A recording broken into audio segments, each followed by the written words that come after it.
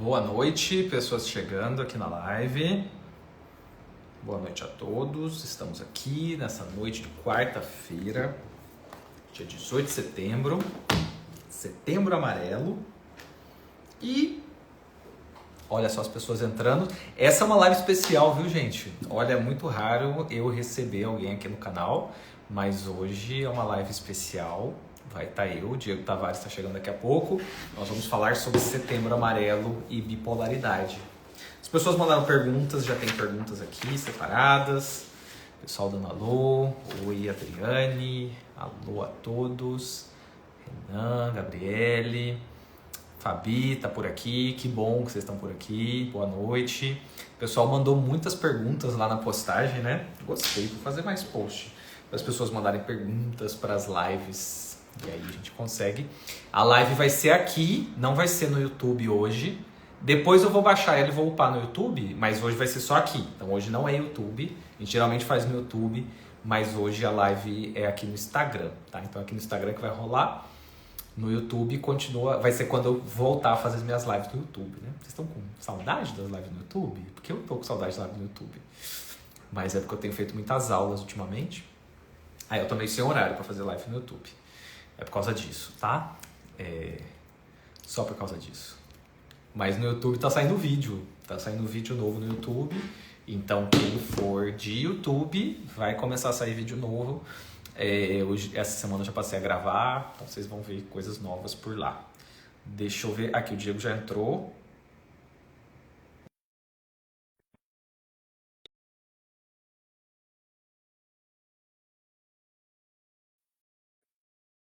Certo.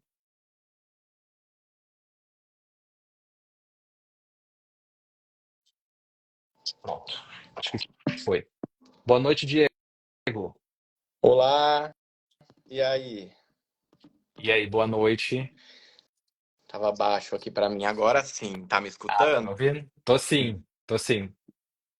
E aí, como é que você tá? Tô bem, coisa boa que deu certo, hein? Nossa, conseguimos bater duas agendas difíceis de conseguir horário.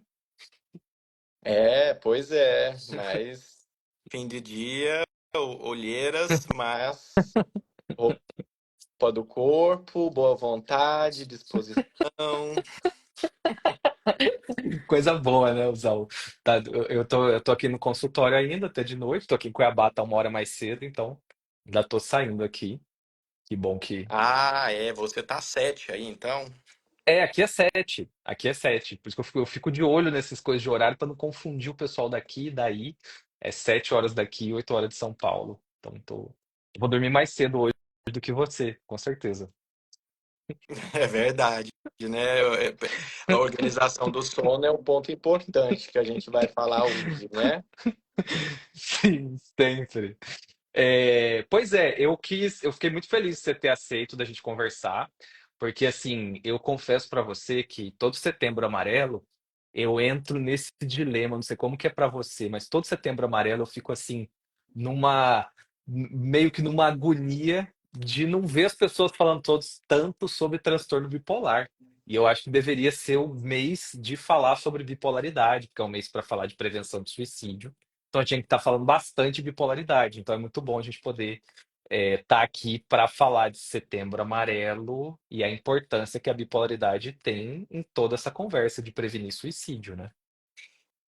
E eu acho que quebrar os estigmas, né, não só das pessoas, mas dos profissionais também, porque eu acho que é isso que acontece no Setembro Amarelo, em falar muito sobre depressão de forma geral, sendo que o transtorno bipolar também tem depressão, mas nem se cita nisso, eu acho que traz um pouco do estigma, até porque às vezes eu atendo alguns profissionais da área e às vezes a pessoa é diagnosticada e você vê o estigma na cara da pessoa do tipo, pelo amor de Deus, não é possível que você está falando que eu tenho transtorno bipolar? Não, não. Assim, sabe aquela cena de novela que a pessoa fala, não, pelo amor de Deus, o que está acontecendo? Fala para mim que é mentira e isso é um estigma, né? Porque na realidade é um quadro como outro qualquer, que qualquer pessoa pode ter. Sim, e parece mesmo, né? Agora que você falou, parece mesmo um diagnóstico que está numa outra categoria, né?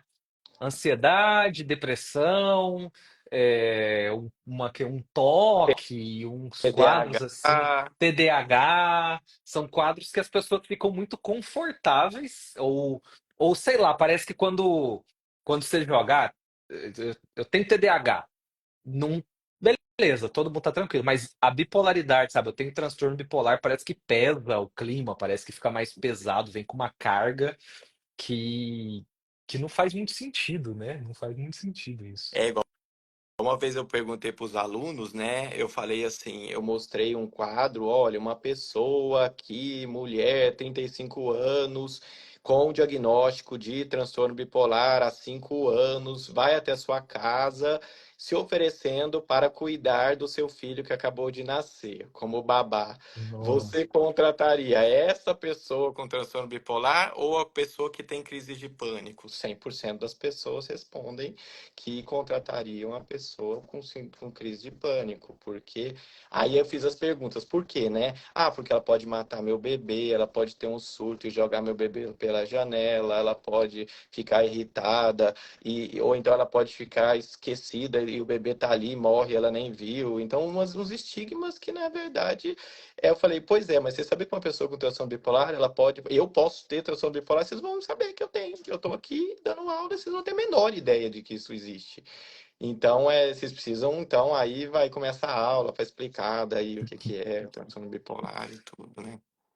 Pois é, pois é, eu gosto, e aí eu tava lendo até uma coisa assim, que quando a gente fala de diagnóstico, né, e eu tento ser também bem taxativo, assim, eu gosto da forma como você fala da, da gente ser taxativo mesmo no sentido da bipolaridade como uma condição muito biológica, muito genética, muito determinada por fatores que a gente não tem como, sabe? Não são fatores variáveis ou que a gente tem como modificar. É algo de profunda relação com a constituição da pessoa, do organismo dela, né? E quando a gente traz lá na psiquiatria, quando teve as revoluções lá do Kraepelin, do Greisinger, da psiquiatria biológica, a biologia na psiquiatria vem justamente para tirar esses estigmas de julgamento de caráter, de julgamento de valores, né? Antigamente era coisa de vagabundo ter doença, essas coisas, era associado com caráter ruim. E entender a biologia vem justamente para liberar e salvar as pessoas disso, né? Ou como deficiência, né? E na realidade não é uma deficiência. É. Por que que a pessoa, quando está com infecção urinária, ela não fica revoltada com o fato de ter permitido que algumas bactérias invadissem a sua bexiga e provocassem uma infecção urinária no seu organismo? Mas, quando uma pessoa descobre que seu cérebro se desregula e oscila em sono, humor, energia, as pessoas sentem culpa, vergonha, raiva, se sentem inferiores. Quando é só uma constatação de que tem aquilo, como é a cor da pele, como é estatura, tipo físico. É uma característica, pronto, do organismo. Vamos resolver o problema, né? Ao invés de ficar brigando com ele, dessa forma. Sim, é verdade, né? A arritmia cardíaca, por exemplo, se a falta do ritmo for cardíaca, ninguém acha que é culpado, ninguém fica se sentindo pior. Mas se a desregulação de ritmos for do ciclo circadiano, for do ciclo da energia, for dos processos metabólicos, que é o transtorno bipolar, vem com essa carga de o que que eu fiz para merecer isso, né, meu Deus? O que que eu fiz para merecer uma coisa dessa? E onde que eu errei? E uma paciente falou assim: por que que sinto raiva de ter nascido com defeito? Eu falei: olha, mas se você tivesse com um problema de diabetes, por exemplo, você enxergaria como defeito ou você enxergaria como um corpo que adoece como quem está vivo, né? Não existe ninguém que nunca ficou doente de nada. Algumas pessoas carregam um fardo maior. Tem gente que tem câncer, tem gente que tem lúpus, tem gente que tem doenças cardíacas, mas e outras têm no cérebro. E é assim, a gente tá vivo, a gente carrega uns fardos aí, né? Sim, e eu gosto, tem uma discussão muito legal que eu vi a primeira vez você fazendo lá na introdução lá do seu livro de bipolaridade da questão da palavra, né?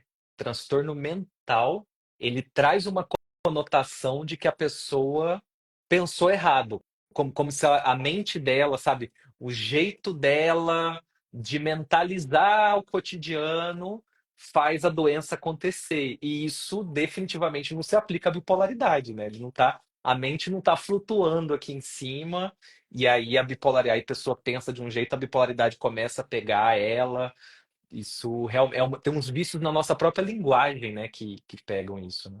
E que eles são estigmatizantes de uma certa forma, né? Porque se eu falo pra você, olha, você tem um transtorno mental. Onde está a mente? Está no meu pensamento. Quem produz meu pensamento? Eu. Então eu penso errado. E a gente escuta dos familiares às vezes, né? Ela precisa mudar a forma de pensar. Se ela não fizer a parte dela, ela nunca vai melhorar. Porque ficar pensando dessa forma só vai levar ela para o buraco. E aí eu digo, mas senhora, a área do cérebro que pensa está alterada, está fazendo ela pensar de forma pessimista, com desesperança, com ideias de suicídio. A senhora tem que compreender que é um processo interno. É porque eu acho que como os processos, os fenômenos mentais, eles estão muito, eles são, o limite muitas vezes para as pessoas entre o normal e o alterado é muito confuso. Às vezes as pessoas colocam a opinião do normal para alguém que está com uma alteração, como se aquilo resolvesse, né? Ao passo que, por exemplo, se acontece uma coisa ruim, por exemplo, eu descubro uma doença num familiar que eu gosto, eu fico triste porque a área do cérebro detecta aquela mensagem e a área emocional reage dizendo isso é ruim, fique triste, isso não é legal, você pode perder essa pessoa. Agora, se eu tenho uma desregulação naquela área que é interna, uma desregulação própria, aquilo vai produzir uma alteração emocional, como se fosse um óculos que cai sobre mim e esse estado de humor alterado patologicamente, ele deforma o meu pensamento. Então, daí eu vou pensar errado, pessimista, desesperançoso, negativista, inutilidade, culpa, medos. Tudo por conta do estado de humor que está banhando a pessoa naquele quadro, né? Então, Uhum, a gente tem que entender que é diferente o estado emocional da depressão de um estado de uma tristeza, porque ele é uma coisa que entra e gruda e deforma toda a percepção de realidade, né? A pessoa pode uhum, ser rica, é muito triste você ver, às vezes a pessoa assim, tem tudo, assim, que seria considerado importante, né? Então tem uma casa, tem uma família, tem um trabalho e tal. Mas se lá dentro eu fico, por exemplo, com um problema de temperatura, eu fico tendo febre o tempo todo, não adianta eu ter casa, não adianta eu ter carro, porque eu não consigo sair de casa, eu tô com 40 graus, eu tô passando mal, pelo amor de Deus. Alguém pode me ajudar porque eu tô muito mal. No humor é da mesma forma, só que como é no humor, as pessoas não conseguem fazer esse link, então elas entendem. Cara, para com isso, olha para sua realidade. Tem gente pobre uhum. passando por necessidade e você tá assim, porque elas não conseguem entender isso, né? Que deforma o pensamento das pessoas. Sim. Pensa que tá. É porque é aquela coisa assim, né? O quadro metabólico endógeno do processo de doença, que nem a febre que você traz, ele faz a pessoa focar no que é negativo, traz tudo como uma forma bem mais pessimista, e parece que esse pessimismo que está fazendo a tristeza vir, e não é isso. Inverte. É, Exato. é um pacote que vem inteiro. Então vem tristeza, vem negativismo, perde energia, vem um bloco de alterações. Só que as pessoas entendem que a interpretação do cotidiano que a pessoa tem é que está fazendo ela ficar de cama. E isso é profundamente difícil.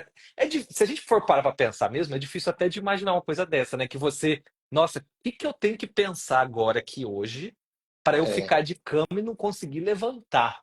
é. Tipo, é um nível de pensamento que não condiz com a realidade da nossa própria experiência cotidiana, né? Isso Porque não como as bate. experiências psicóticas elas são muito divergentes do normal, então, por exemplo, se eu tô aqui com você e falo assim, Manuel, fala para esse homem que tá atrás de você que ele tá me atrapalhando, eu não tô conseguindo me concentrar.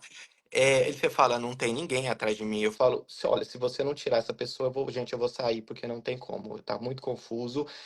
eu tô delirando, meu cérebro tá vendo uma coisa que não existe. Para as pessoas isso é fácil entender.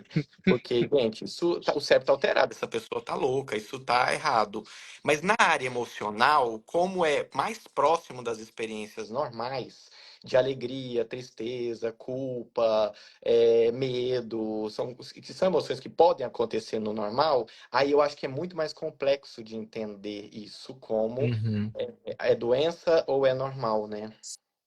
Sim, o humor, ele tem essa questão porque ele tá numa linha de os problemas do humor, eles se acumulam de uma forma mais quantitativa do que qualitativa, né? A experiência do psicótico, ouvir voz, talvez você passe a vida toda sem ouvir uma voz te chamando. Talvez você nunca vai ver um duende verde, você nunca vai ver uma presença. Se alguém vê isso, você vai falar, isso está fora de toda a realidade do mundo. Você passa a vida sem ter uma crise epilética. Então, quando É, alguém tem uma crise epilética, você não tem dúvida que crise epilética é um problema porque não se compara com nenhuma experiência que eu tive, né? E aí exato.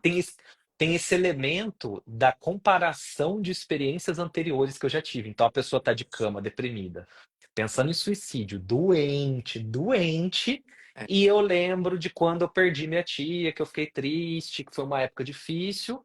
Aí eu costumo Foco, então é parecido. Aí eu dou a dica do que eu fiz na época que minha tia exato. faleceu, que eu fui na igreja, que funcionou. Aí eu já jogo, vira esse bolo, né? Exato. E o que é mais complexo ainda é que assim, a bipolaridade e a depressão clássica também, ela é um espectro entre um pouquinho maior, um pouquinho médio, um pouquinho grande e um montão.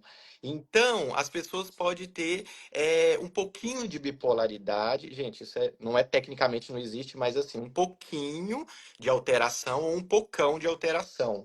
E é isso que eu acho que é difícil, porque, por exemplo, algumas pessoas até passaram por episódios depressivos, mas foram leves. Aí a pessoa sozinha melhorou. Porque ela foi lavar roupa, ela foi fazer uma atividade física, ela foi pro grupo da oração, o que quer que seja. Aí ela vira e fala, eu já vi isso no consultório, a mãe que teve uma depressão leve que melhorou sozinha. A filha tá numa depressão gravíssima e não consegue melhorar. Aí o que que a mãe diz até de uma forma agressiva, se a gente for perceber, porque é nada empático isso.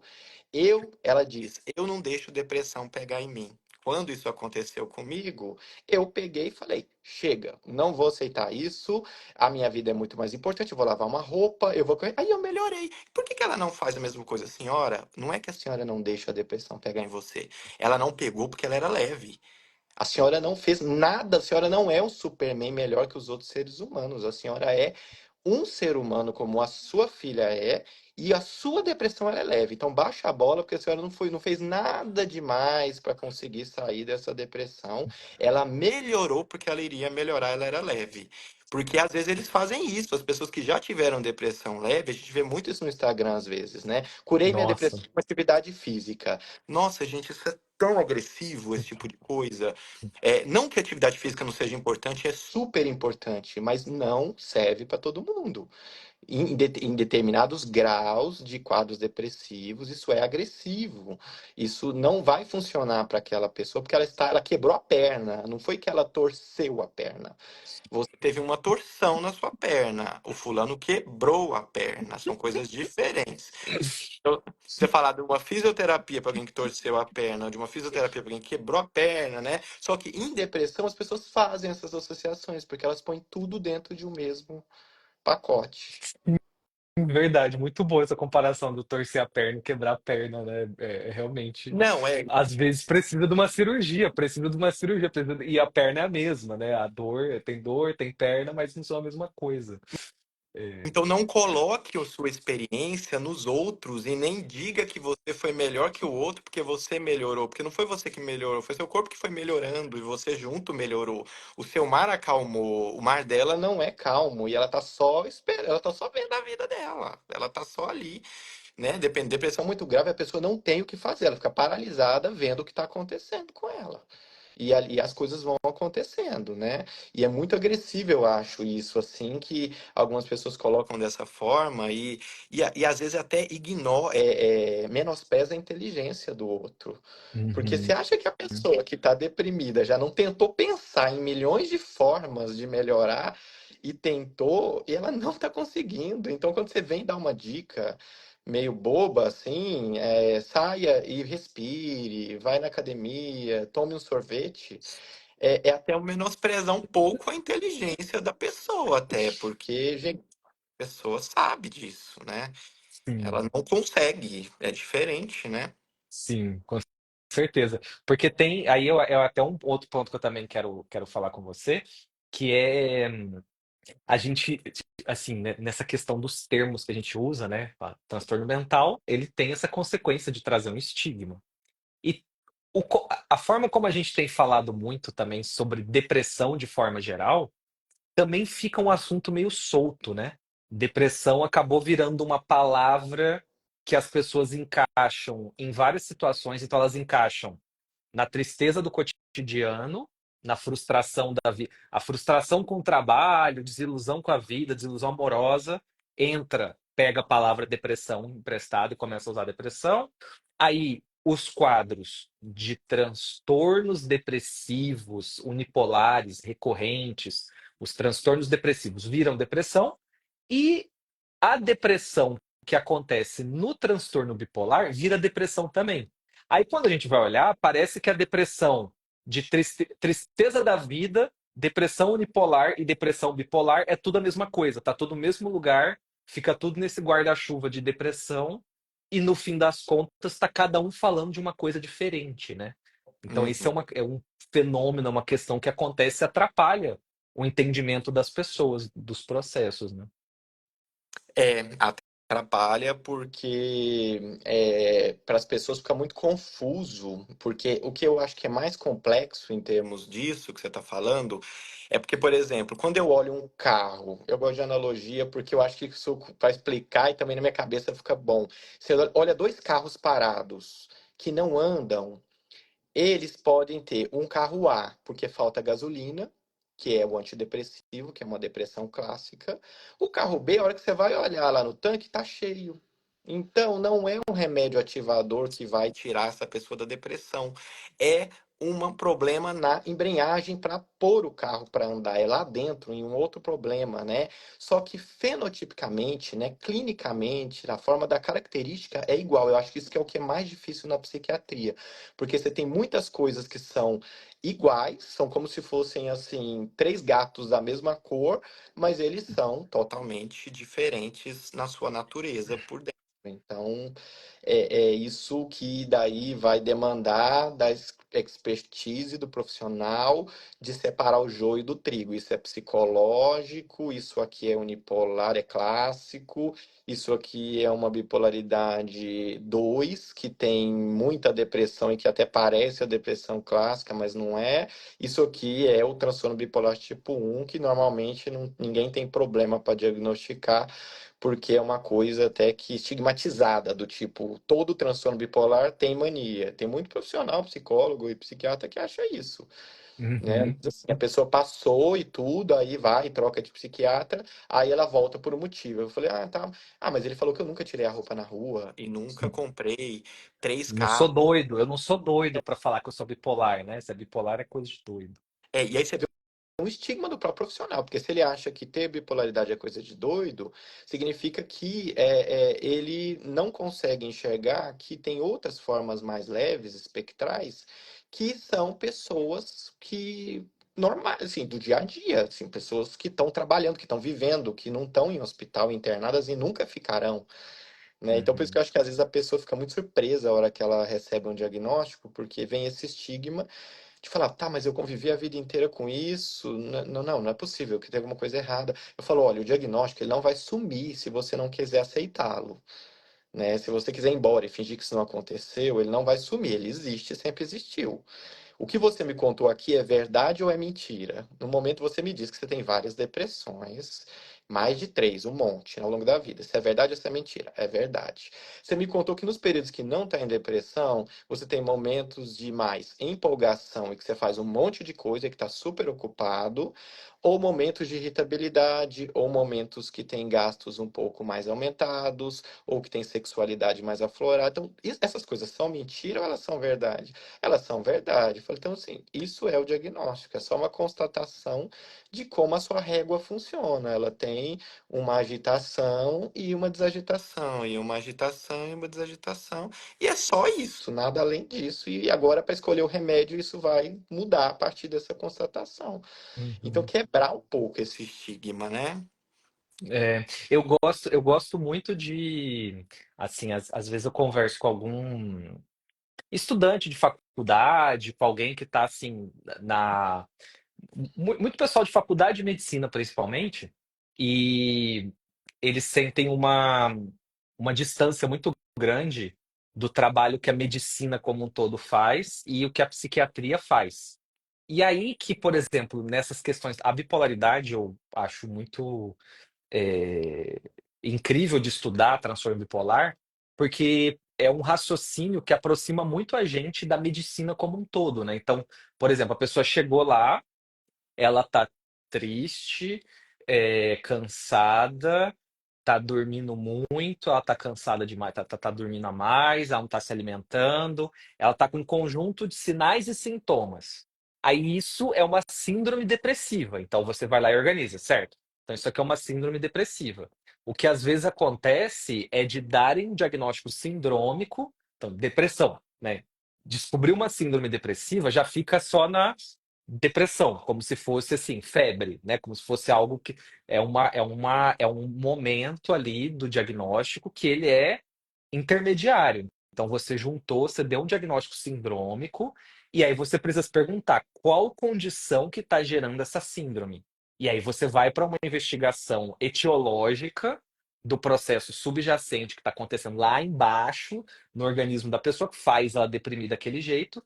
E aí você tem que recorrer ao que você falou, né? Aí a investigação de curso da doença, aí você vai olhar o curso da história da pessoa, você vai ver os detalhes desse processo. Foi rápido, foi sutil, veio de uma hora para outra, quais sintomas. Aí você leva em conta a genética. Então é um raciocínio que ele é muito, extremamente clínico, refinado, e ele está muito longe disso que as pessoas têm da psiquiatria de sendo uma, sabe, uma especialidade que sai dando remédio para qualquer coisa e que sai medicando que não. Tem toda uma técnica muito, muito bem sustentada nessa diferenciação de síndrome, da etiologia, da causa, né? E a gente sempre tenta buscar a condição que melhor explica de forma completa aquelas alterações de comportamento ao longo da vida. Só que o grande problema é que sintomatologia depressiva e ansiosa, elas podem estar presentes em várias condições. Só que as pessoas pegam essas condições e elas se agarram a elas e ficam satisfeitas com aquela explicação, que pode ser, sim, a explicação já completa para aquela pessoa, mas pode não ser, pode ser só a ponta do iceberg. Tem uma postagem bem antiga lá para baixo que fala, por exemplo, que a depressão e a ansiedade é como se fosse a virose da psiquiatria, porque se eu te fizer uma consulta rápida com você de 5 minutos e perguntar tosse, febre, dor de garganta, é virose, tchau, vai para sua casa tomar um anti-inflamatório, tomar água, ter repouso e tal. Mas às vezes a pessoa pode estar com uma COVID, pode estar com uma pneumonia, pode estar com sinusite, pode estar com câncer que manifesta de forma respiratória. Então, é justamente isso que às vezes eu acho que as pessoas transformam a psiquiatria numa coisa muito simplória, que ela não é. Uhum. Ela não é de forma. Definitivamente não. É porque fica uma coisa assim, parece que é porque realmente essa questão, até explicando para quem está assistindo, quem não é profissional e tudo mais, né? Quando a gente fala de síndrome, a gente está falando só daqueles sinais e sintomas que a pessoa tem, né? Então, a febre, a tosse, tudo isso é a síndrome. E o diagnóstico da doença, da etiologia, da causa, ele vem investigar o que causa aquela síndrome. E aí, muito dessa resposta não está na fotografia que você tira na hora. Então, na fotografia, o que eu tenho? Agora eu tô agitado. Eu não tô conseguindo ler, eu tô com dificuldade de estudar, sabe? Isso é uma fotografia.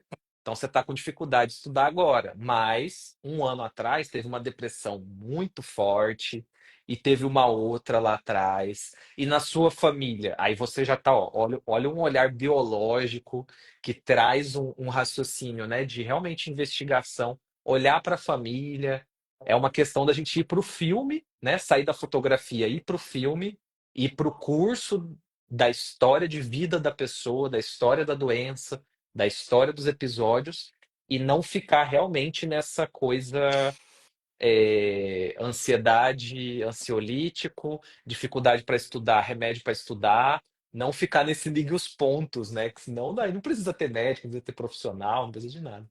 E eu acho que o transtorno bipolar, ele é muito complexo para as pessoas às vezes entenderem, porque de uma certa forma ele pode agrupar dentro dele muitos sintomas de vários outros transtornos. Então, sintomas de TDAH, sintomas de depressão, sintomas de ansiedade, sintomas de pânico, de toque, de compulsão alimentar.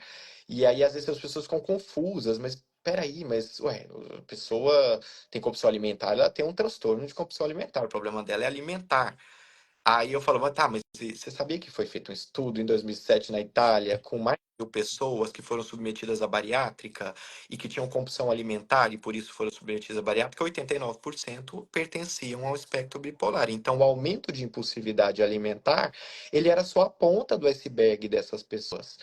Ele era a pontinha de comer para aliviar aquela impulsividade. Mas a hora que você olha, tinha gasto também, tinha um monte de tatuagem, troca de cor de cabelo, em términos impulsivos de relacionamento, saídas de emprego de forma impulsiva, depressões, ansiedade, pânico, e não dorme de noite, dificuldade de atenção, nananana. Então, mostrando o quanto que realmente a psiquiatria, as pessoas, nós, os cérebros nossos são muito complicadinhos. Eles não são tão bobinhos assim, como a gente acha que é, né? Fica uma coisa muito simplória mesmo, né? Tipo, ah, tô com compulsão alimentar, transtorno alimentar, dificuldade de estudar, transtorno de TDAH. Fica realmente esse ligue os pontos assim conceitual que não faz sentido e é muito bom, é legal você trazer isso, porque assim, eu tava fazendo essa revisão esses dias, eu tava nesse estudo, porque assim, no fim das contas, qualquer sintoma, basicamente, de qualquer outro diagnóstico da psiquiatria pode acontecer em algum momento no curso da bipolaridade. A própria personalidade da pessoa, isso é uma coisa interessante. A personalidade da pessoa, a pessoa pode ficar mais arrogante, ela pode ficar mais carente, o processo ele pode ser sutil, pode durar anos e ele pode se mesclar com a própria personalidade da pessoa. Então não tem, eu acho isso interessante que às vezes eu converso com alguns pacientes que eles traz essa questão, né? Não, olha, mas eu tenho, eu tenho essa dificuldade de estudar desde novo. Então não pode ser transtorno bipolar. Na verdade, não. Se você tem isso desde novo, talvez, dependendo da história, a gente até vai pensar com mais força em bipolaridade, porque você está trazendo mais elementos. O transtorno bipolar não é uma condição que a gente não tem uma idade limite, não tem uma idade mínima, não tem esses conceitos, né, na bipolaridade. E uma pessoa perguntou aqui, ela falou se a pessoa nasce com ou se ela se torna portadora de transtorno bipolar, né? Na realidade, a gente herda genes dos nossos familiares, só que eles vêm guardadinhos dentro de uma caixa.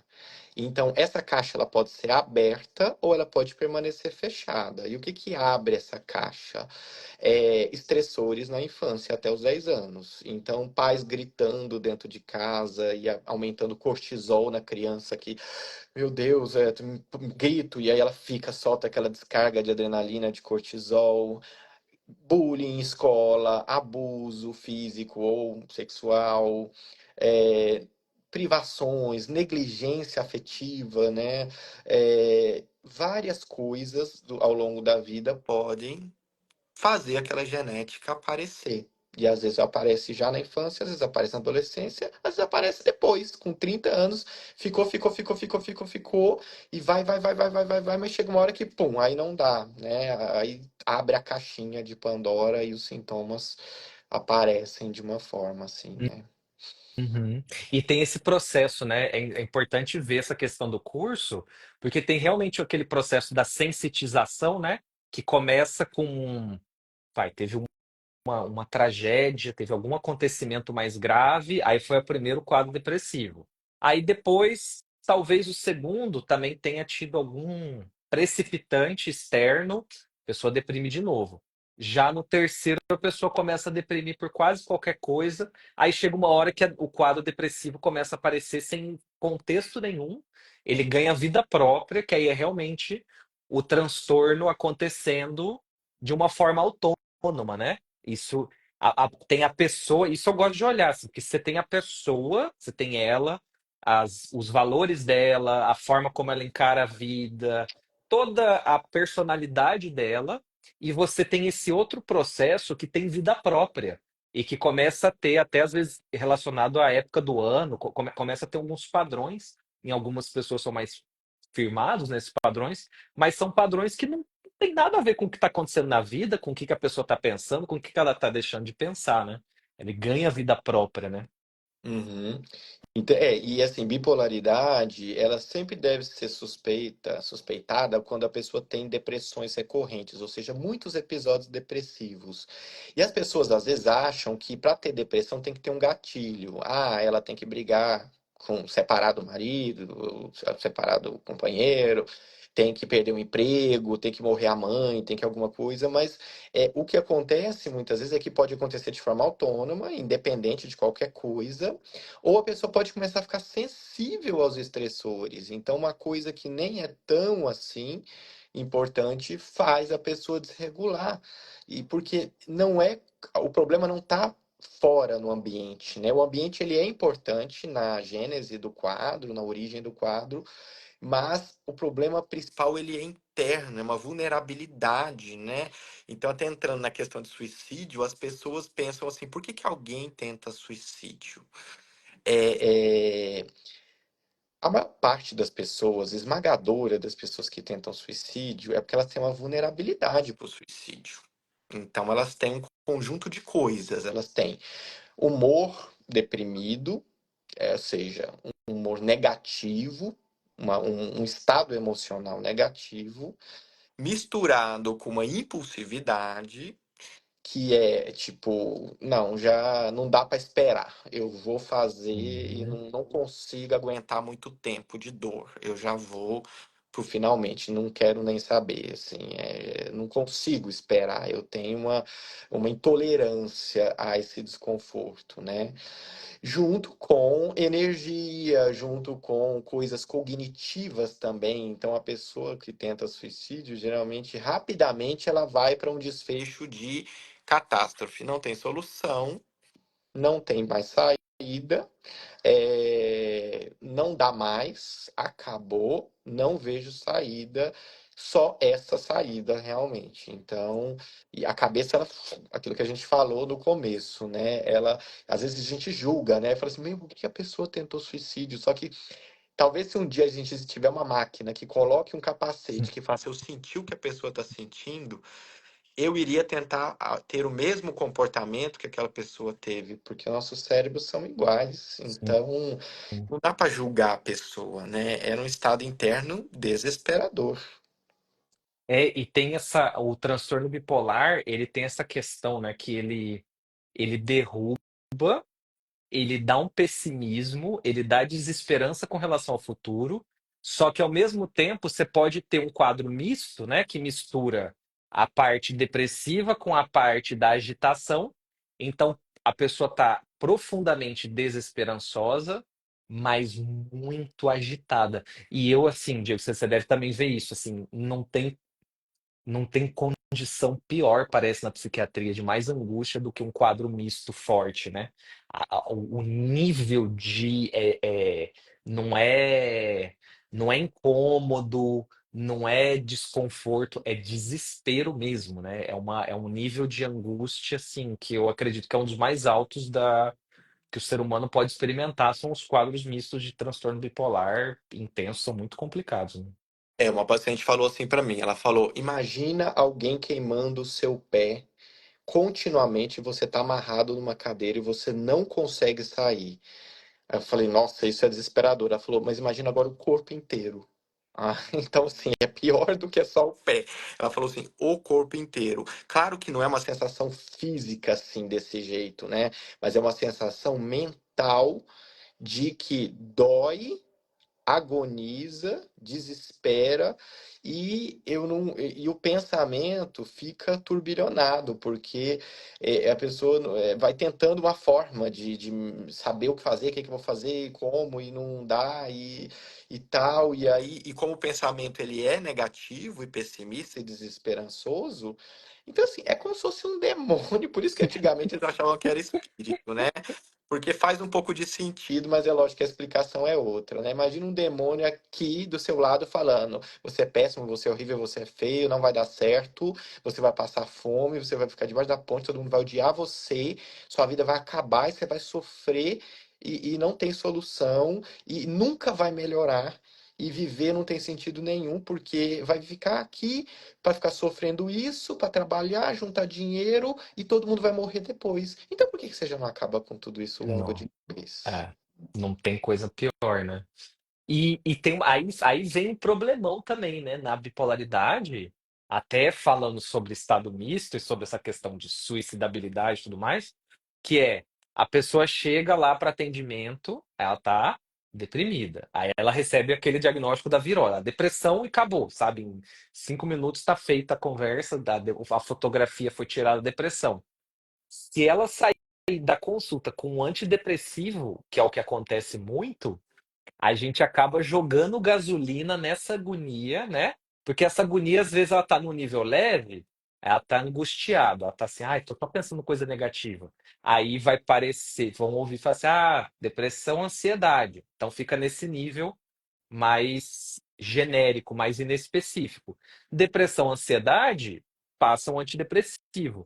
Só que em quem tem bipolaridade, é aí que a coisa começa a ficar complicada, né? Porque aí É, você pega a pessoa que está deprimida, joga uma gasolina, um ativador, um instabilizador de humor, né? Ele adquire esse papel instabilizador de humor, e aí você tem várias situações complicadíssimas da pessoa tentar fazer uma besteira por causa é, facilitada pelo remédio, às vezes, né?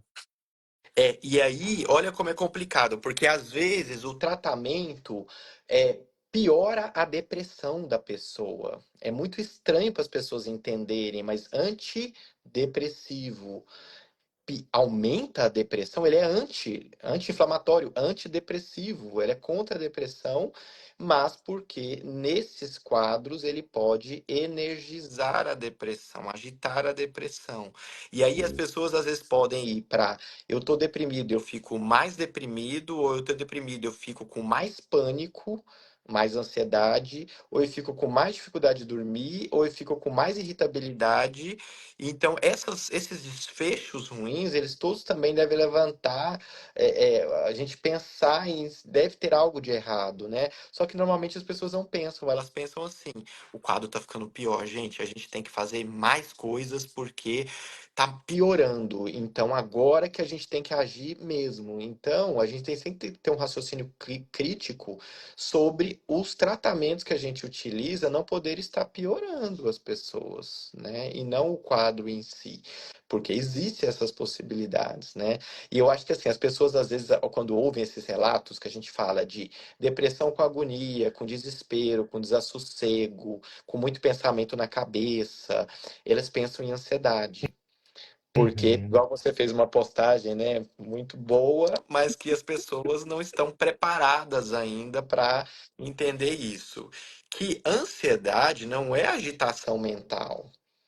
A Sim. ansiedade é uma sensação de medo. E ele pode ter diferentes intensidades até chegar no pânico, mas quando não está ainda no pânico, é uma sensação de que o pior vai acontecer comigo, é de eu ficar preparado para enfrentar uma ameaça na minha vida, né?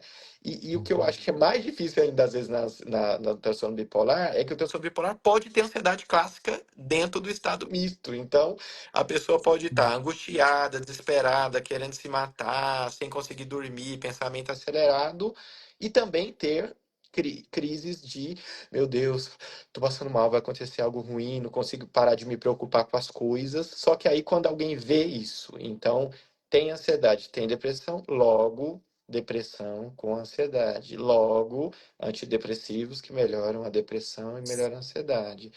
Só Sim. que não vê os outros sintomas de ativação que estão presentes ali. Então não é simples, de novo, não é simples essa caracterização clínica, né, dos estados mistos da bipolaridade. Pois é, a gente precisa, né? A gente fica batendo nessa tecla de olhar para a ativação e para o aceleramento, né? É um aceleramento, é um pensamento, é uma quantidade excessiva de pensamentos que vem um após o outro, que não conclui o raciocínio, que parece às vezes uma chuva de ideias, que parece um engarrafamento de ideias. Tem várias formas de dizer e muitas vezes essa agitação ela está associada a uma compulsão, ela está associada a uma impulsividade. Então é um processo de realmente a gente olhar sistematicamente para esses elementos. E aí eu gosto de falar, assim, eu gosto muito quando a gente vai pensar em transtorno bipolar, se a gente pega o DSM e lê todos os critérios que ele tem para vários diagnósticos, quase vários deles, todas as depressões unipolares, por exemplo, tem ali o critério de exclusão. Então a gente precisa, por exemplo, não nenhum médico, nenhum profissional, nenhum psicólogo, nenhum profissional de nenhuma área deveria dar o diagnóstico de transtorno depressivo maior sem antes investigar bipolaridade, porque a bipolaridade, se tiver, exclui o transtorno depressivo maior. Então tem uma relação hierárquica eu gosto de colocar assim, pô, vamos respeitar o transtorno bipolar.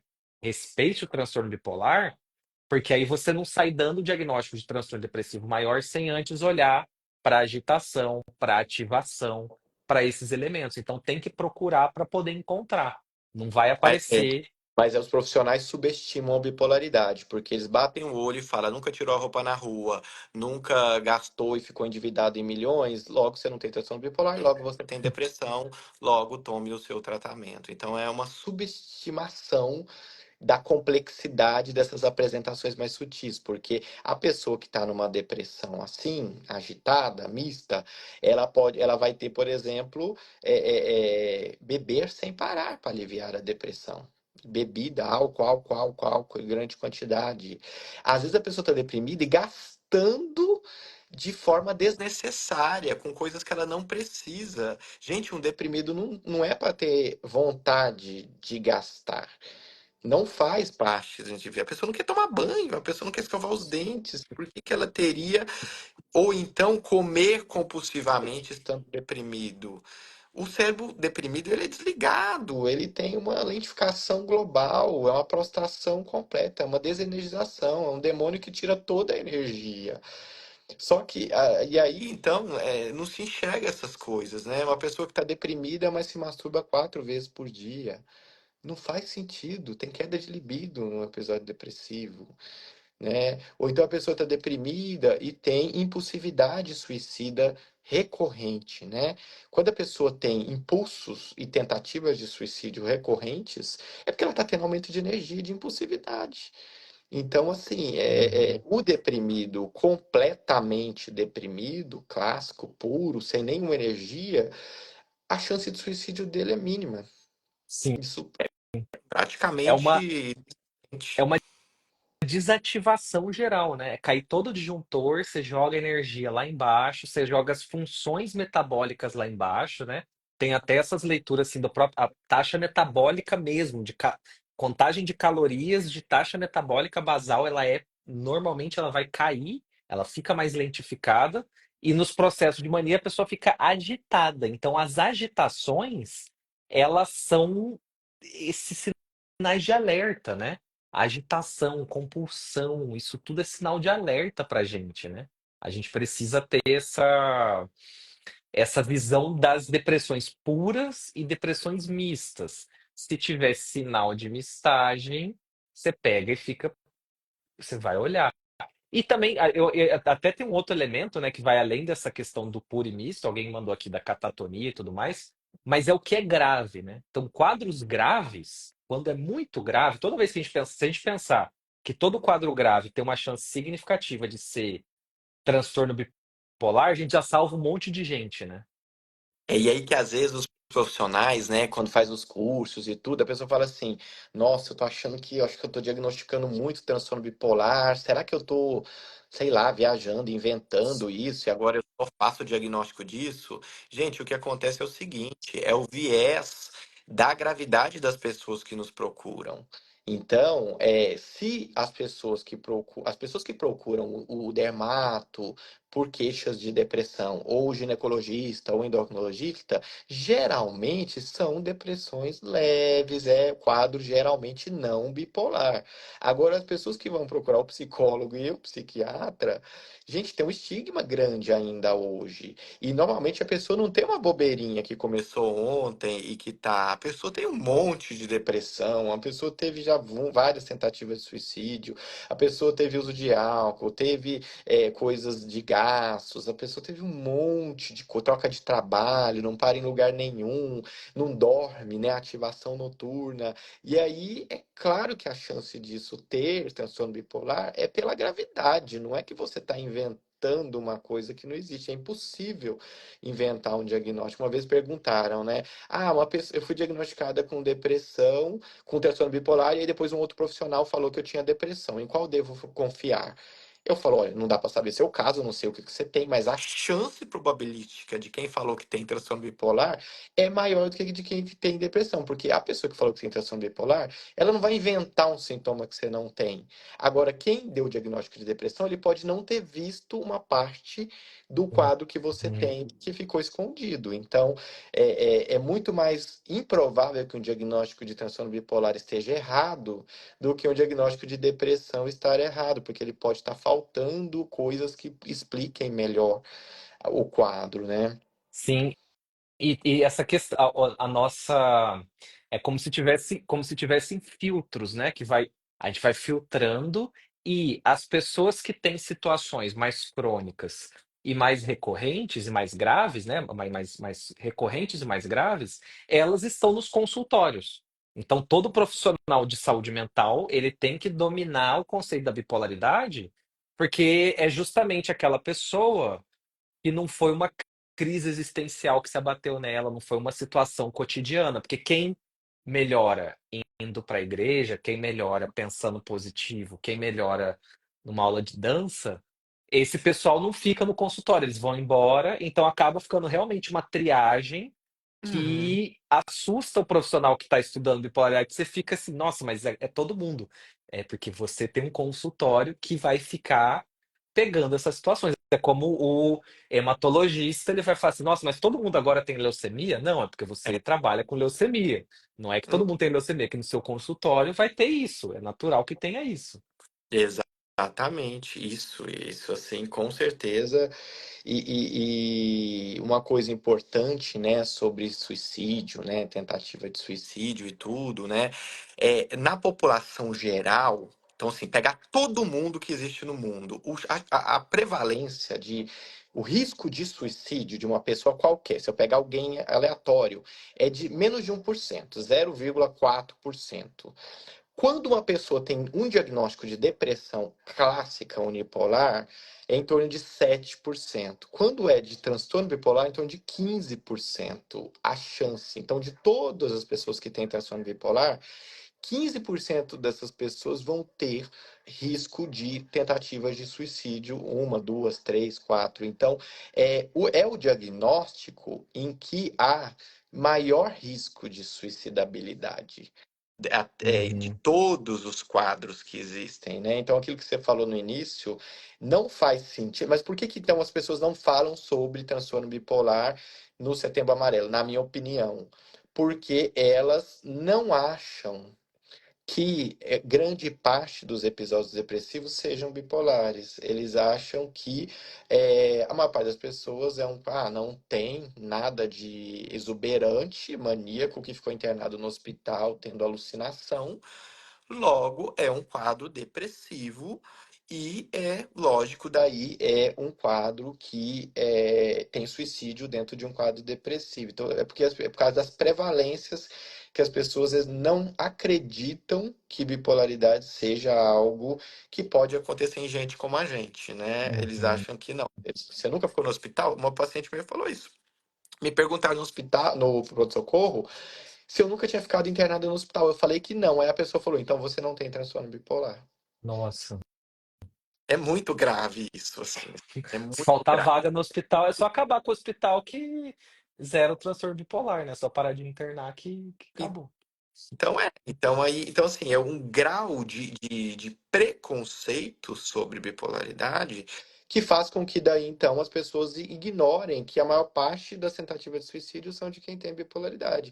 Então, o Setembro Amarelo teria que ser falar sobre depressões, quer dar outro nome, então, ao invés de falar transtorno bipolar, depressões com instabilidade, depressões agitadas, depressões com impulsividade, depressões recorrentes, com muita instabilidade, impulsividade, quer até mudar o nome para separar bem o que é o tipo 1 do transtorno bipolar para o que são as formas mais sutis de apresentação, disfarçadas de apresentação, pode até fazer, mas agora ignorar que isso existe não tem como, porque as prevalências estão aí, né?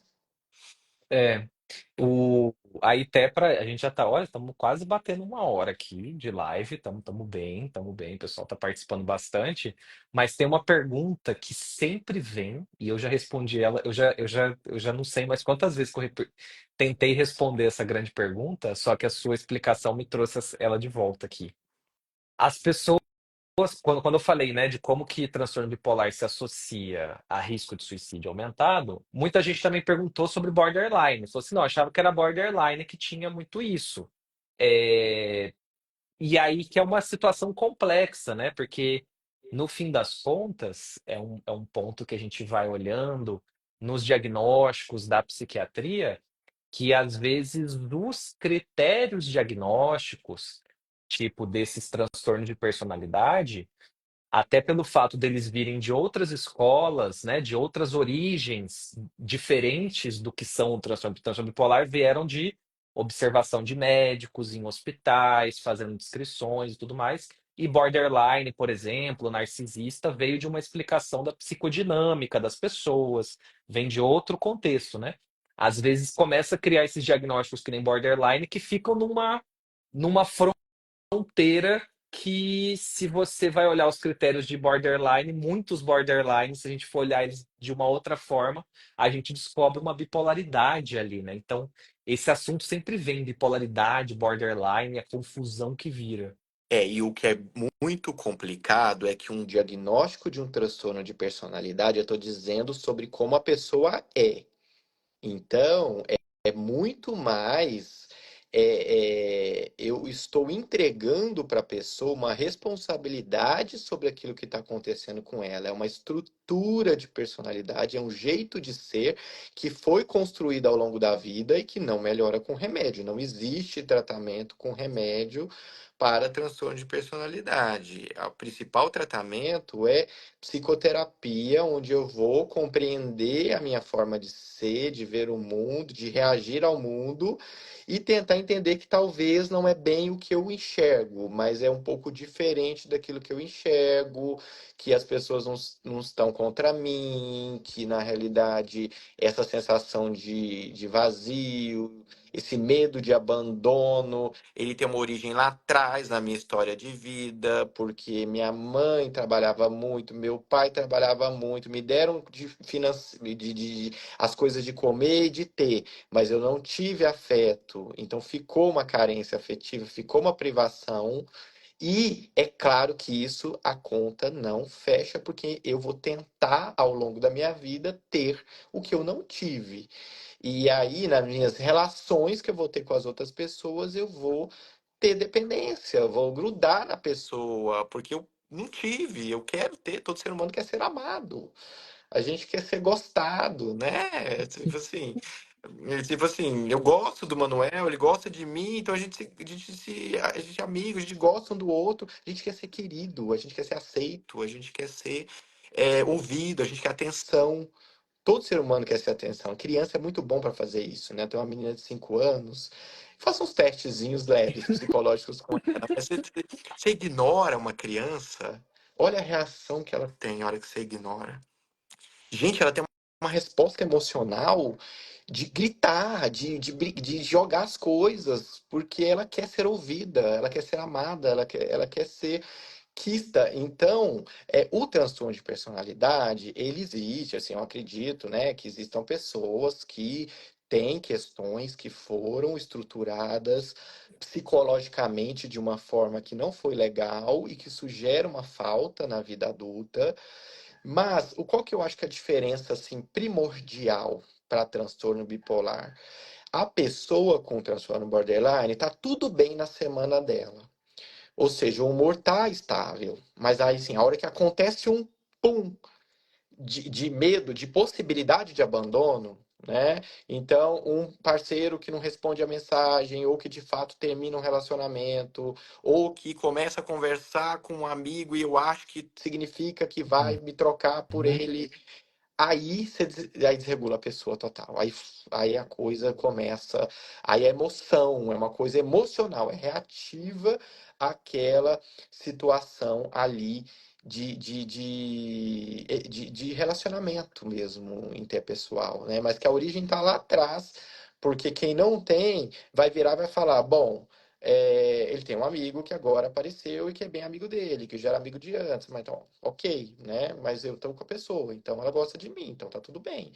E se eu sou uma pessoa com autoestima ok, e mesmo assim, se eu for trocada, eu vou ficar triste, mas assim, eu tenho meu valor. A pessoa vai estar perdendo muito também. Então, peraí, né? Vamos ver o que está acontecendo. Tenho dados reais de que está acontecendo algo assim?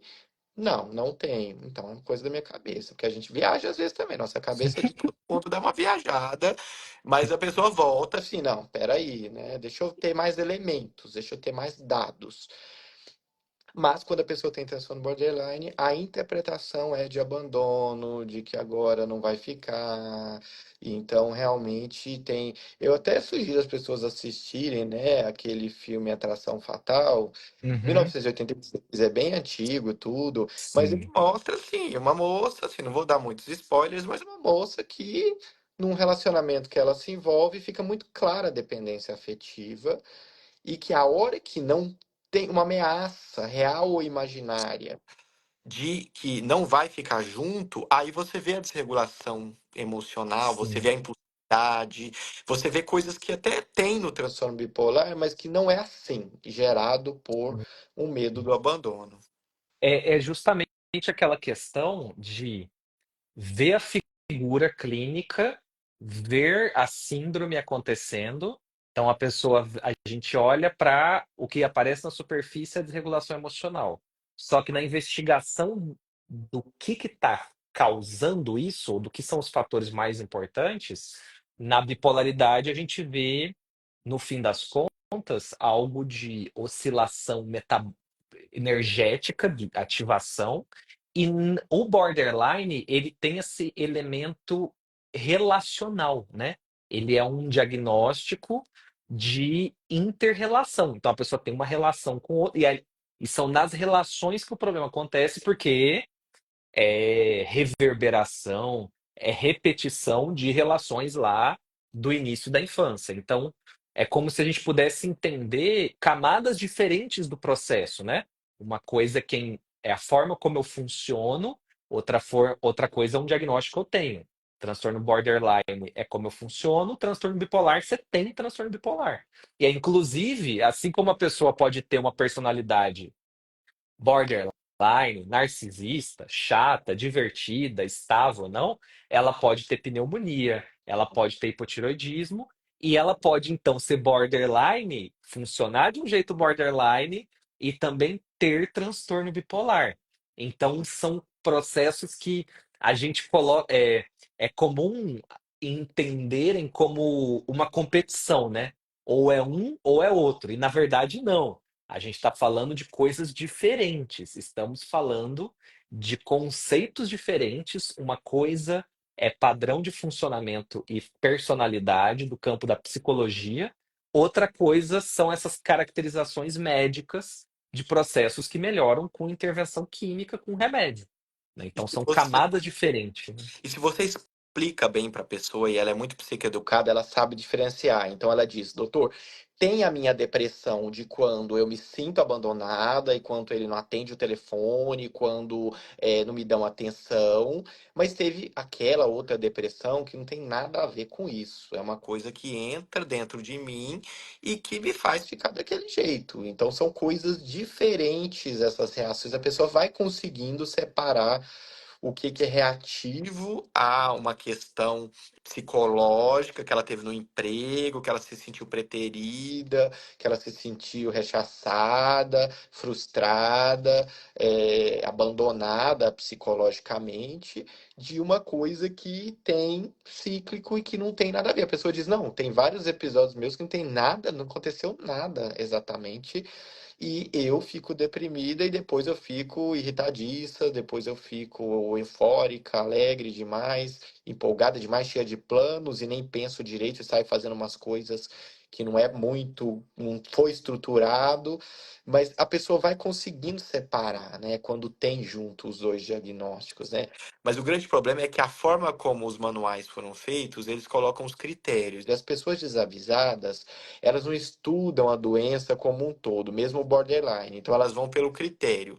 Aí vai lá e olha num lugar que está escrito tentativas de suicídio recorrentes. Raiva E intensa, raiva intensa. raiva intensa e inapropriada. Aí ela fala, raiva intensa e inapropriada, tentativa de suicídio recorrente. Então, quem tem raiva intensa e inapropriada, tentativa de suicídio, é borderline. Gente, mas olha, tem que entender o transtorno. É uma raiva intensa e inapropriada na hora que a pessoa não te atendeu, que você ligou para ela. Não é raiva intensa com o porteiro, não é raiva intensa com o cara no trânsito. É diferente, mano. Gente, é totalmente diferente o transtorno borderline, né? Eu acho assim, totalmente diferente. As pessoas. E às vezes eu até falo, mas por que que as pessoas têm dúvidas sobre o transtorno borderline? Porque é tão diferente o transtorno borderline. Mas é porque é isso, é porque a pessoa olha o critério e já põe que tudo é aquilo. Tentar automutilações, por exemplo. Muita gente acha que transtorno borderline é o principal transtorno que tem automutilação. Não, tem um estudo grande que mostrou que no transtorno bipolar é o que mais tem automutilação. Mas qual que é a diferença? No transtorno borderline, de novo, foi uma automutilação associada a um problema no relacionamento interpessoal que gerou angústia, gerou muita ansiedade, gerou muito desconforto, e a pessoa se cortou e descobriu que aquilo alivia aquela sensação. Então ela vai fazendo aquilo quando tem aqueles conflitos, quando tem aquelas coisas. No transtorno bipolar, dentro de um episódio depressivo que está misto, que está tendo angústia, que já dura ali vários meses e que não tem nada a ver com nenhum problema que ela teve de relacionamento, ela começa a descobrir que se cortar também alivia aquela mesma angústia. Então ela vai cortar e às vezes ela nem mostra para ninguém, ninguém nem sabe que a perna inteira da pessoa está cortada. Então o cuidado de olhar dois comportamentos que aparentemente são iguais, mas que têm mecanismos totalmente diferentes, né? Sim, sim, é algo totalmente diferente e são esse processo da psicoeducação, ele é muito impressionante porque nos outros diagnósticos, vários diagnósticos de personalidade, né, que o DSM traz, narcisismo, histriônia, as personalidades, é, às vezes eu fiz uma vez um post sobre narcisismo, e as pessoas perguntam, como que você conta que a pessoa é narcisista? Esses são tipos de diagnóstico que a gente percebe, mas a gente não comunica porque a pessoa ela não vai aceitar esses diagnósticos. Só que o borderline ele tem essa característica muito peculiar e muito característica, que é uma pessoa que sente o sofrimento e quando ela entende, ela vem para o nosso time, na maioria das vezes, de tentar se resolver. Tem um grupo grande que você faz, isso aqui é border, isso aqui tem nome, tem tratamento, tem protocolo, tem terapia dialética, tem tem um livro, olha, lê esse livro, porque tem gente que é que nem você. A pessoa cai a ficha, ela entra no jogo junto, né? Então isso facilita demais o trabalho nosso, assim, e realmente fica não é tão complicado quanto as pessoas acreditam que é essa observação dos quadros borderline, bipolares e dos dois misturados. A pessoa começa a ajudar. ela vira uma grande baliza. Isso é muito, muito bom de trabalhar isso. E aí é dar essa direção, né? Uma coisa é energia, uma coisa É. é ativação, outra coisa é paixão e desamparo. Isso foi mostrado num artigo que mostrou que uma das coisas que ajuda muito no tratamento do transtorno borderline é você contar para a pessoa sobre o que é o transtorno e mostrar que na história de vida dela isso aparece desde que foi se estruturando a personalidade. Só que às vezes os profissionais eles ficam intimidados de falar, nossa. Se eu dizer, mas é o mesmo preconceito, sempre é preconceito. É sempre uma coisa que eu acho que pode ser que vai aparecer. E aí as pessoas falam assim: ah, mas eu vou falar para a pessoa que ela tem um jeito de ser que gruda nas pessoas, que é muito dependente afetivamente e que quando há uma ameaça de abandono, a pessoa desorganiza totalmente, ela não vai gostar, ela vai ficar super chateada comigo.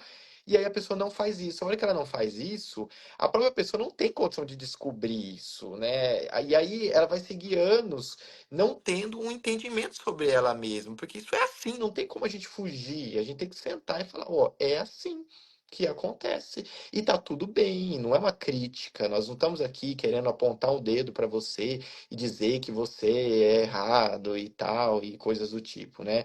Então, isso ajuda muito na melhora do diagnóstico. Aconteceu comigo recentemente, um paciente com transtorno bipolar. Até então, não tinha conseguido obter da história nada sugestivo de que tinha reações emocionais frente a essa coisa do abandono ou a não atenção, né? Não tinha. Mas numa situação comigo em que a pessoa me manda uma mensagem e aí eu não consegui responder uma mensagem a tempo, isso gera na pessoa uma resposta completamente desproporcional de raiva e de se sentir não atendida, não ouvida e tal. E aí vem uma resposta por e-mail do tipo: espero que você, quando receba essa mensagem, que não seja uma mensagem dos meus pais dizendo que o meu velório vai acontecer na semana que vem, que vai acontecer às 16 horas, porque eu pulei da janela e que você não respondeu o meu e-mail que eu havia enviado para você. Então, gente, claro que essa resposta que a pessoa teve não é do transtorno bipolar isso, né? É uma da relação, é uma resposta da relação onde houve uma expectativa que não foi suprida, mas porque eu sou um ser humano e que eu posso ficar doente, eu posso morrer, eu posso ter uma mãe que fica doente, eu posso estar deprimido e não responder, vários motivos, mas que a outra pessoa tinha uma expectativa. Só que a expectativa não permite no transtorno borderline elencar essas várias possibilidades. O que a pessoa Uhum, já entende? Não tá nem aí pra mim, não quer nem saber e tal. E aí qual que é a resposta desadaptativa que ela tem? Eu vou fazer essa pessoa se sentir culpada para ela ser punida pelo que aconteceu e ela ver o como que eu estou mal. Só uhum. que não é a melhor forma essa psicológica Sim. da gente agir, É, porque não é. é E como aí, se a pessoa tivesse um. É como se o idioma que ela aprendeu a falar para se comunicar com os outros fosse um idioma que atrapalha ela, né? Então ela fala de um jeito que quando ela vê, virou uma bagunça, e tá tudo bagunça. A amizade tá bagunçada, relacionamento tá bagunçado. Aí, no caso, com um profissional que tá ajudando ela, vira uma bagunça mesmo, né? Então é. uhum. E aí vai ter essa certa manipulação, sim, na relação com o transtorno borderline, mas não é uma manipulação psicopática. Às vezes até pode ser, pode ter confluência entre borderline e um pouco de maldadezinha da psicopatia. Pode acontecer essa confluência. O livro da Ana Beatriz Barbosa, eu gosto muito, Corações Despedaçados, porque ele faz uma interface entre pessoas com transtorno borderline que tem só o transtorno borderline e pessoas com transtorno borderline que pode ter traços de provocar um pouquinho de maldadezinha para que o outro fique mal e tudo, né? Nesse quadro que eu descrevi tem um pouco disso, né? Deixa ele achar que, deixa ele ficar bem preocupado de eu ter me suicidado, ele vai ficar culpado, nossa, meu Deus, não quero ter isso na minha carreira, um suicídio, e os pais vão ficar com raiva de mim porque eu deixei ele se suicidar, então tem isso. Mas aí, como que a gente deve agir numa situação dessa? A gente tem que esperar, claro, aquela crise melhorar, você não vai fazer isso na hora da crise, porque a pessoa está ali meio desorganizada, não é o momento. Assim como numa criança que está tendo uma birra, não é o momento de falar, vamos sentar aqui e entender o seu comportamento? Não. Depois tem que falar, vamos ler de novo esse e-mail aqui junto comigo, fulano? Por favor, leia. Foi assim que eu fiz. Quando veio, depois de um tempão, estava ótimo. Aham, nananana. O que você acha desse e-mail? Se você fosse eu recebendo esse e-mail, como você se sentiria? Eu acho que você ia ficar preocupado e tudo. Eu falo, mas você acha que a melhor forma de comunicar um sofrimento e uma necessidade de atenção e de comunicar que não ficou satisfeito com a maneira como eu reagi é essa? Não, às vezes não, porque a pessoa pode ficar com raiva da gente, né? Eu falei, então, porque normalmente com o transtorno borderline, as outras pessoas não são psicólogos e psiquiatras, então elas não vão agir da mesma forma como a gente age. Elas vão ficar com raiva, elas vão realmente se afastar. Então aí vai confirmar ainda mais aquela hipótese que a pessoa tinha de abandono. Só que, na verdade, aquela hipótese ela não estava ali naquele momento, mas ela foi gerada pelos vários comportamentos que a pessoa foi tendo, né? Então, olha como é destrutivo, de uma certa forma, também essa visão borderline, né? Distorcida da personalidade, né? Uhum. Pois é. E aí, quando a pessoa tem a comorbidade com transtorno bipolar, porque até perguntaram aqui, né? Mas, né, e se a pessoa tiver depressão e precisar de remédio? Sempre que a gente menciona assim, né, que borderline não é uma condição que tem uma indicação de remédio para borderline, para borderline. A gente usa pontualmente, eventualmente, com muito cuidado, alguma medicação para borderline. Só que às vezes a pessoa precisa de remédio. Então eu já vi assim, não, mas eu tomei ácido valproico e melhorei. Eu tomei antidepressivo. Então quer dizer que você estava talvez tratando uma comorbidade, uma outra coisa, né? Porque quando junta borderline e bipolaridade junto, o que acontece é uma exacerbação desses padrões, né? Então a bipolaridade ela faz aflorar o medo do abandono, a parte mais conflituosa que tiver, a pessoa fica mais agitada, fica mais disfórica. Então, quando junta os dois, a bipolaridade ela alimenta esses padrões, né, que a pessoa já traz dela, da personalidade dela, né? Como alimenta para qualquer um, na verdade. Todo mundo tem uma personalidade e quando você tem uma oscilação de energia, a personalidade vai ficar mais ressaltada, né? É o mesmo processo que acontece em qualquer pessoa, no E fim das contas. até uma pessoa doente com gripe, se ela tem uma personalidade mais manhosa, ela vai ficar mais manhosa. Se ela é mais reativa, ela vai ficar mais reativa, né? Todo adoecimento, ele exacerba traços nossos de personalidade, né? Na hora da dor que a gente vê mesmo esses traços bem exacerbados, né? Mas um verdadeiro transtorno borderline, só borderline, a pessoa passa aquela crise, aquele momento, e estabiliza sem nada, aquilo volta ao normal, né? Por isso que tem que pensar também quando a coisa fica muito o tempo inteiro, né? E muitas vezes, e o tempo inteiro oscilante demais, porque isso não é tão intenso desta forma, não é para ser assim, Uhum, porque a personalidade não vai, em geral, não vai ficar nessa intensidade, né? Então, assim, as tentativas de suicídio no transtorno borderline, elas podem ter. Então, se a pessoa foi lá, a pessoa liga e o indivíduo não está podendo atender, ou de fato está chateado e não quer atender, quer dar uma brigadinha mesmo num relacionamento. A pessoa pode se descontrolar nesse momento emocionalmente e impulsivamente e acabar tendo, de fato, uma saída suicida ali, uma tentativa de suicídio ali naquele momento, né?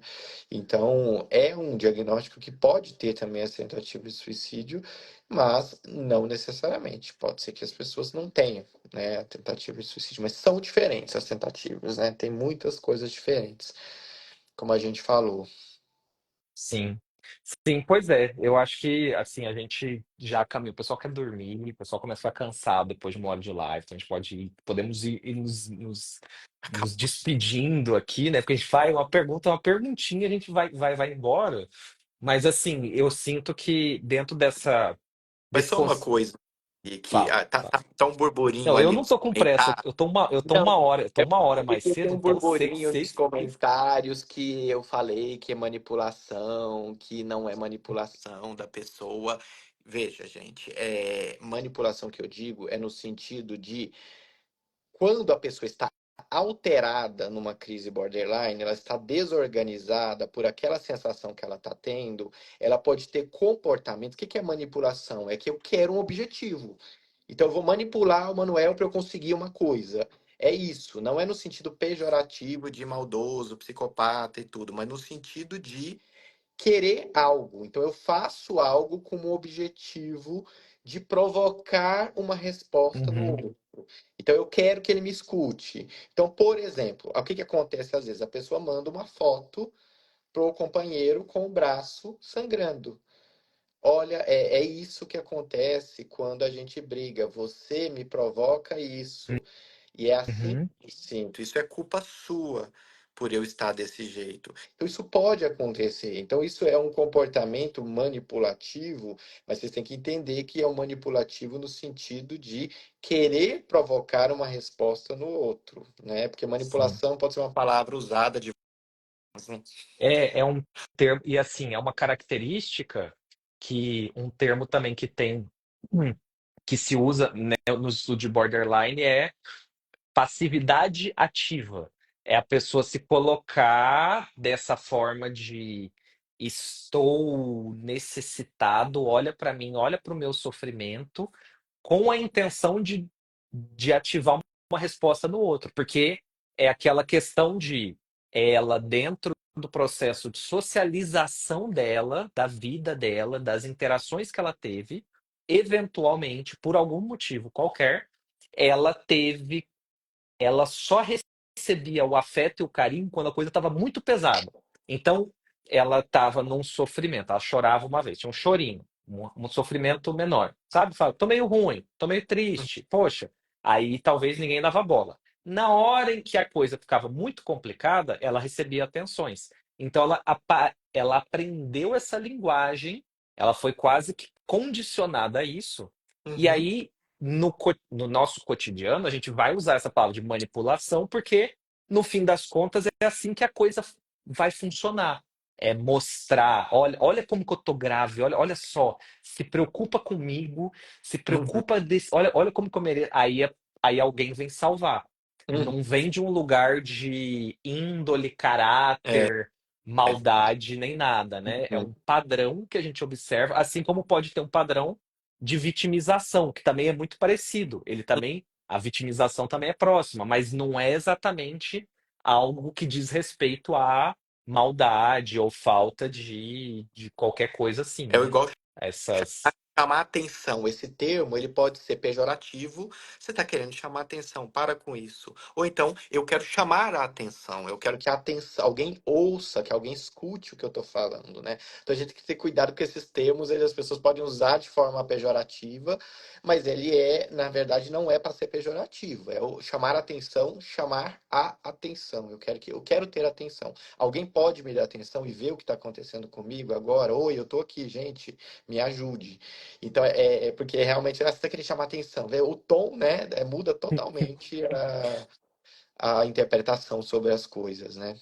Sim, pois é, e também joga, mas aí já joga a gente, aí dá para filosofar na coisa do o que está acontecendo que essa pessoa não recebe atenção no cotidiano, né? Por que que a forma que ela aprendeu de chamar atenção é tão, tão florida, tão escabrosa, assim, uma coisa tão intensa, né? Por que que só o natural não atrai atenção? Aí você começa a entrar numa avaliação sistêmica. Aí você já sai totalmente do papel da psiquiatria mesmo, que a gente vai olhar para o corpo, para o metabolismo da pessoa, mas é para onde realmente o assunto borderline, o assunto transtornos de personalidade, ele leva a gente. Por isso que tem essas questões, por isso que a gente vai falar da forma como a pessoa lida com os outros. São diagnósticos de relacionamentos traumáticos, de padrões de funcionamento relacionais mesmo, né? E é Não tem como não muito falar. importante a gente sempre tentar estabilizar o humor das pessoas antes de avaliar a personalidade, porque eu posso manchar essa avaliação se eu for muito afoito e eu falar, não, no corte transversal eu conversei com ela, tem 1 hora de consulta, e ela tem medo do abandono, ela tem essas coisas, esses comportamentos para a busca de atenção, tem essas reações emocionais impulsivas frente a uma possibilidade de abandono, tem dependência afetiva, né? Então ela tem transtorno de personalidade borderline. Gente, você falar da personalidade de uma pessoa, você tem que, às vezes você vive anos com uma pessoa, você não conhece a personalidade dela inteira. Porque aos poucos que vai mostrando a personalidade, o jeito. Às vezes tem que conversar com um parente, tem que conversar com um familiar. Então tem que ter um pouco de cuidado, porque é um diagnóstico muito você está falando sobre um jeito de ser. Será que 1 hora de consulta dá para taxar como a pessoa é ao longo da vida inteira dela, desde a infância, a personalidade da pessoa, ainda mais tendo depressões e hipomanias e estados mistos recorrentes? Quem é essa pessoa? Não dá para saber quem é. O mar está revolto. Não dá tempo ainda de avaliar isso. Calma, calma, né? Muita Sim, calma. a ordem do tratamento, né? Ele exige que a gente vá primeiro para estabilizar o humor, para poder abaixar a poeira, para o mar ficar menos revolto, como você falou, abaixar a poeira e poder ver o que tem embaixo, né? A gente precisa respeitar essa ordem de, eu sinto que é até uma questão assim de dar, sabe, de dar um crédito para a pessoa, de acreditar que é possível que uma intervenção, é possível que um estabilizador de humor traga uma mudança significativa. Você dá sabe, você dá um fio de crédito, de esperança para uma mudança mais significativa. São dois diagnósticos, né, que eles têm essa característica é, muito duradoura e com o tratamento bem menos efetivo que a bipolaridade, que é borderline e TDAH. Então, TDAH também entra nessa. Às vezes parece TDAH naquele momento, daquele jeito. Aí você vai ver a pessoa tá tomando antidepressivo, aí o antidepressivo deixa ela mais agitada. Aí você tem que fazer toda uma avaliação, tem que dar toda uma limpada, porque o TDAH também é um diagnóstico para sempre, né? A pessoa vai ter aquilo ali e você não vai depois desfazer diagnósticos de TDAH. Então, tudo que é difícil de você resolver, tudo que é difícil de você rever e desfazer, a gente tem que ser muito cauteloso, né? Então, borderline tem isso, TDAH tem isso, e bipolaridade, caso exista, é muito tratável, os tratamentos são de muita qualidade, né? A gente não tem, nem na psiquiatria, muitos diagnósticos, tratamentos tão bons como transtorno bipolar, né, no fim das contas. E de uma certa forma, uma pessoa que faz um diagnóstico rápido e mal feito de transtorno de personalidade, ele pode ter uma atitude negligente, porque eu jogo o problema para você resolver na Hum. sua terapia a forma como você é. E eu não faço o máximo que eu posso fazer para lhe ajudar, porque a sua condição, se for um transtorno bipolar de fundo, ela vai ficar oscilando ali, você nunca vai melhorar. E eu, como profissional, vou ficar dizendo, problema é seu, essa questão é sua, Uhum. né? Resolve, você tem que melhorar. Então, é uma coisa que pode ser uma certa isenção, né? Uma psiquiatria de isenção de que uma negligência, eu acho, pode ser, né? Se não for bem avaliado, porque de uma certa maneira, se é bipolaridade, o problema é do psiquiatra e do psicólogo. Eles precisam dar um jeito de ajudar na melhora do funcionamento dessa pessoa. O problema é deles, eles têm que se virar nos 30 para isso, e vai junto e combina e troca e efeito colateral e vê outra coisa e tal. Se é transtorno de personalidade, a maior parte dessa melhora vai ter que vir da pessoa, né? Então, até desse Uhum. ponto de vista, é até um pouco mais grave, né? Porque não vai ser fácil essa caminhada. Não é uma coisa tão simples assim. 2 sessões de terapia, eu já sei quem eu sou, e agora eu vou mudar meu jeito de ser, e tudo vai ser às mil maravilhas. De jeito nenhum. Essas coisas estão ali gravadas por anos. Eu vi um post uma vez, assim, até que meio pesado, né? Que é assim é, é, a pessoa lá sentada na cadeira do psicólogo, num divã, e aí a pessoa diz assim: por que que minha mãe conhece todos esses gatilhos que me ativam? O terapeuta diz: porque foi ela que instalou todos eles em você. Então, assim, claro que não é tudo culpa da mãe, né? As mães, assim, as pessoas fazem o melhor que elas podem, né? Elas também tiveram mães, então elas também sofreram muitas coisas, mas tem muitas coisas que vêm das nossas histórias de vida, né? Então não existem vilões e mocinhos, mas assim, todo mundo tá dentro de um barquinho onde um causa uma coisa, outro causa outra, e no fim a gente tem que melhorar, né? Sim. Pois é, pois é. E aí é muito bom que a gente consiga falar desses assuntos importantes em Setembro Amarelo, porque realmente é uma iniciativa muito legal ter. A gente, na verdade, a psiquiatria, poxa, é um mérito, né? Porque tem câncer de mama, tem Outubro Rosa, Novembro Azul, a psiquiatria conseguiu, uma especialidade tão negligenciada, conseguiu emplacar uma campanha que mobiliza várias pessoas, mobiliza a internet, que isso fica vivo, mas e aí eu fico feliz da gente poder ter esse espaço aqui de trazer conteúdo e o assunto do Setembro Amarelo, além da apenas do acolhimento e da empatia, né? Acolhimento e empatia é todo mês, não tem mês para ter acolhimento e empatia. Agora, para falar desses assuntos assim, é bom poder dar esse destaque todo, né?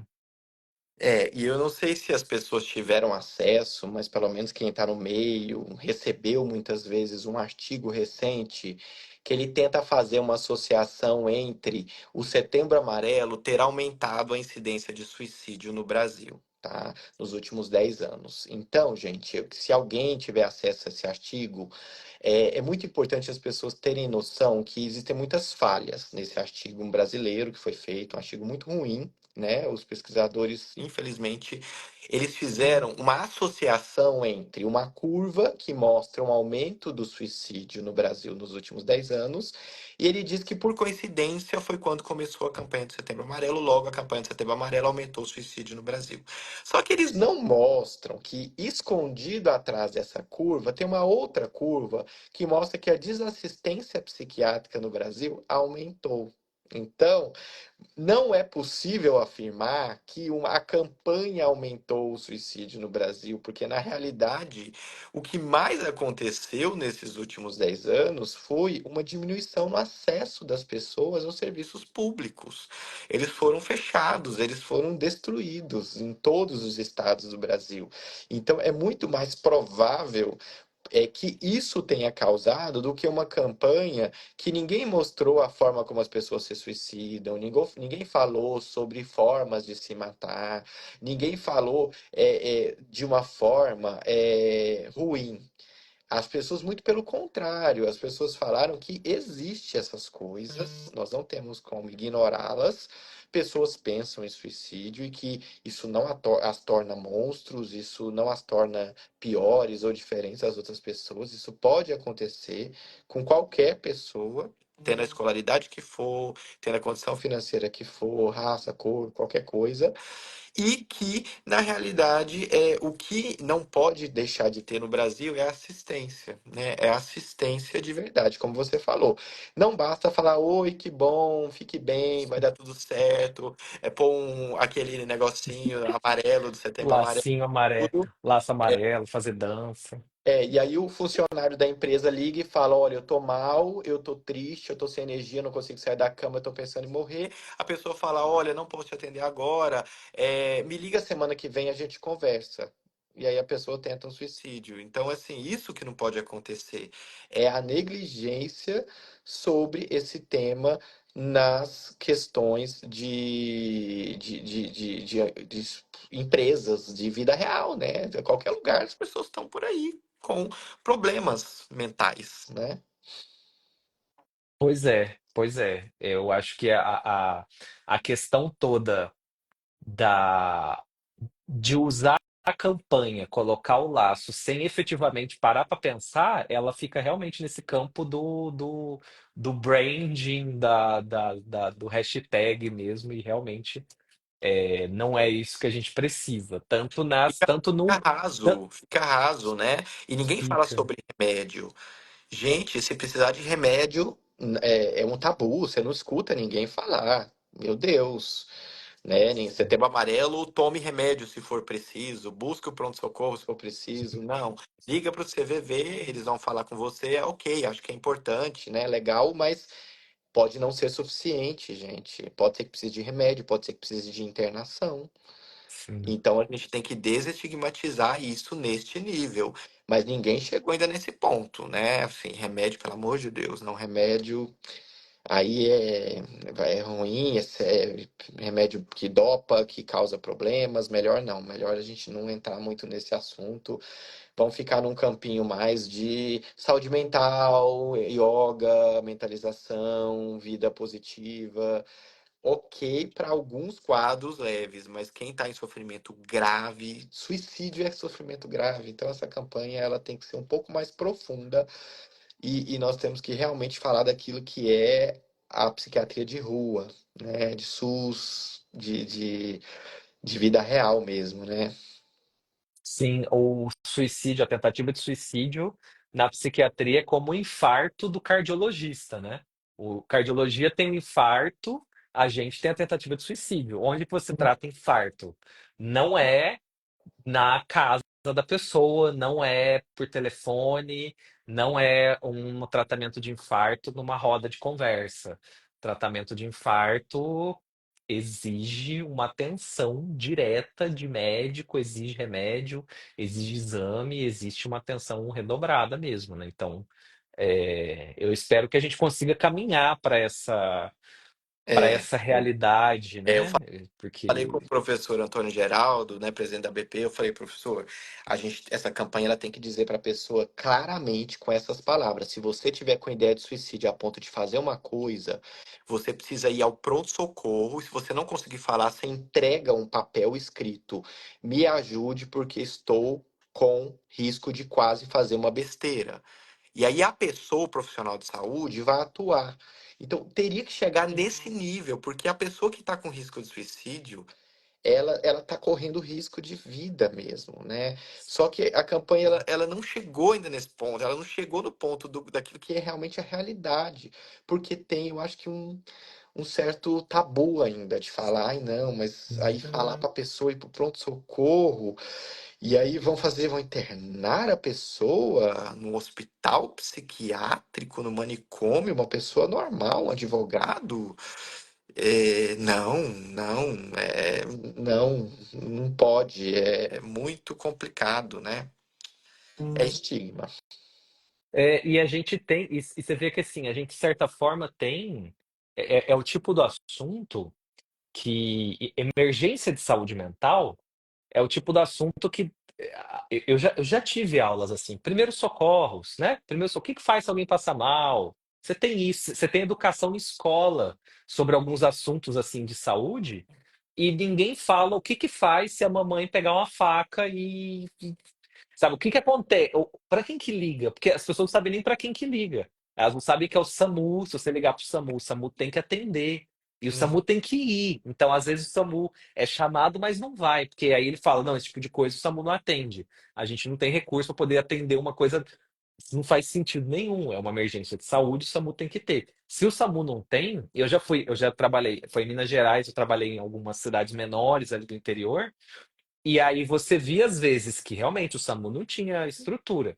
Aí o papel da gestão é pegar e conseguir estrutura. Aí tem que ter a estrutura. Porque se a pessoa tentou suicídio, se ela tá nessa situação, você tem que ter como ligar e resolver. E é ligar para chegar uma ambulância, não é ligar só para conversar. É ligar para a ambulância vir para poder atuar. É como um infarto. É o equivalente do infarto na saúde mental, né?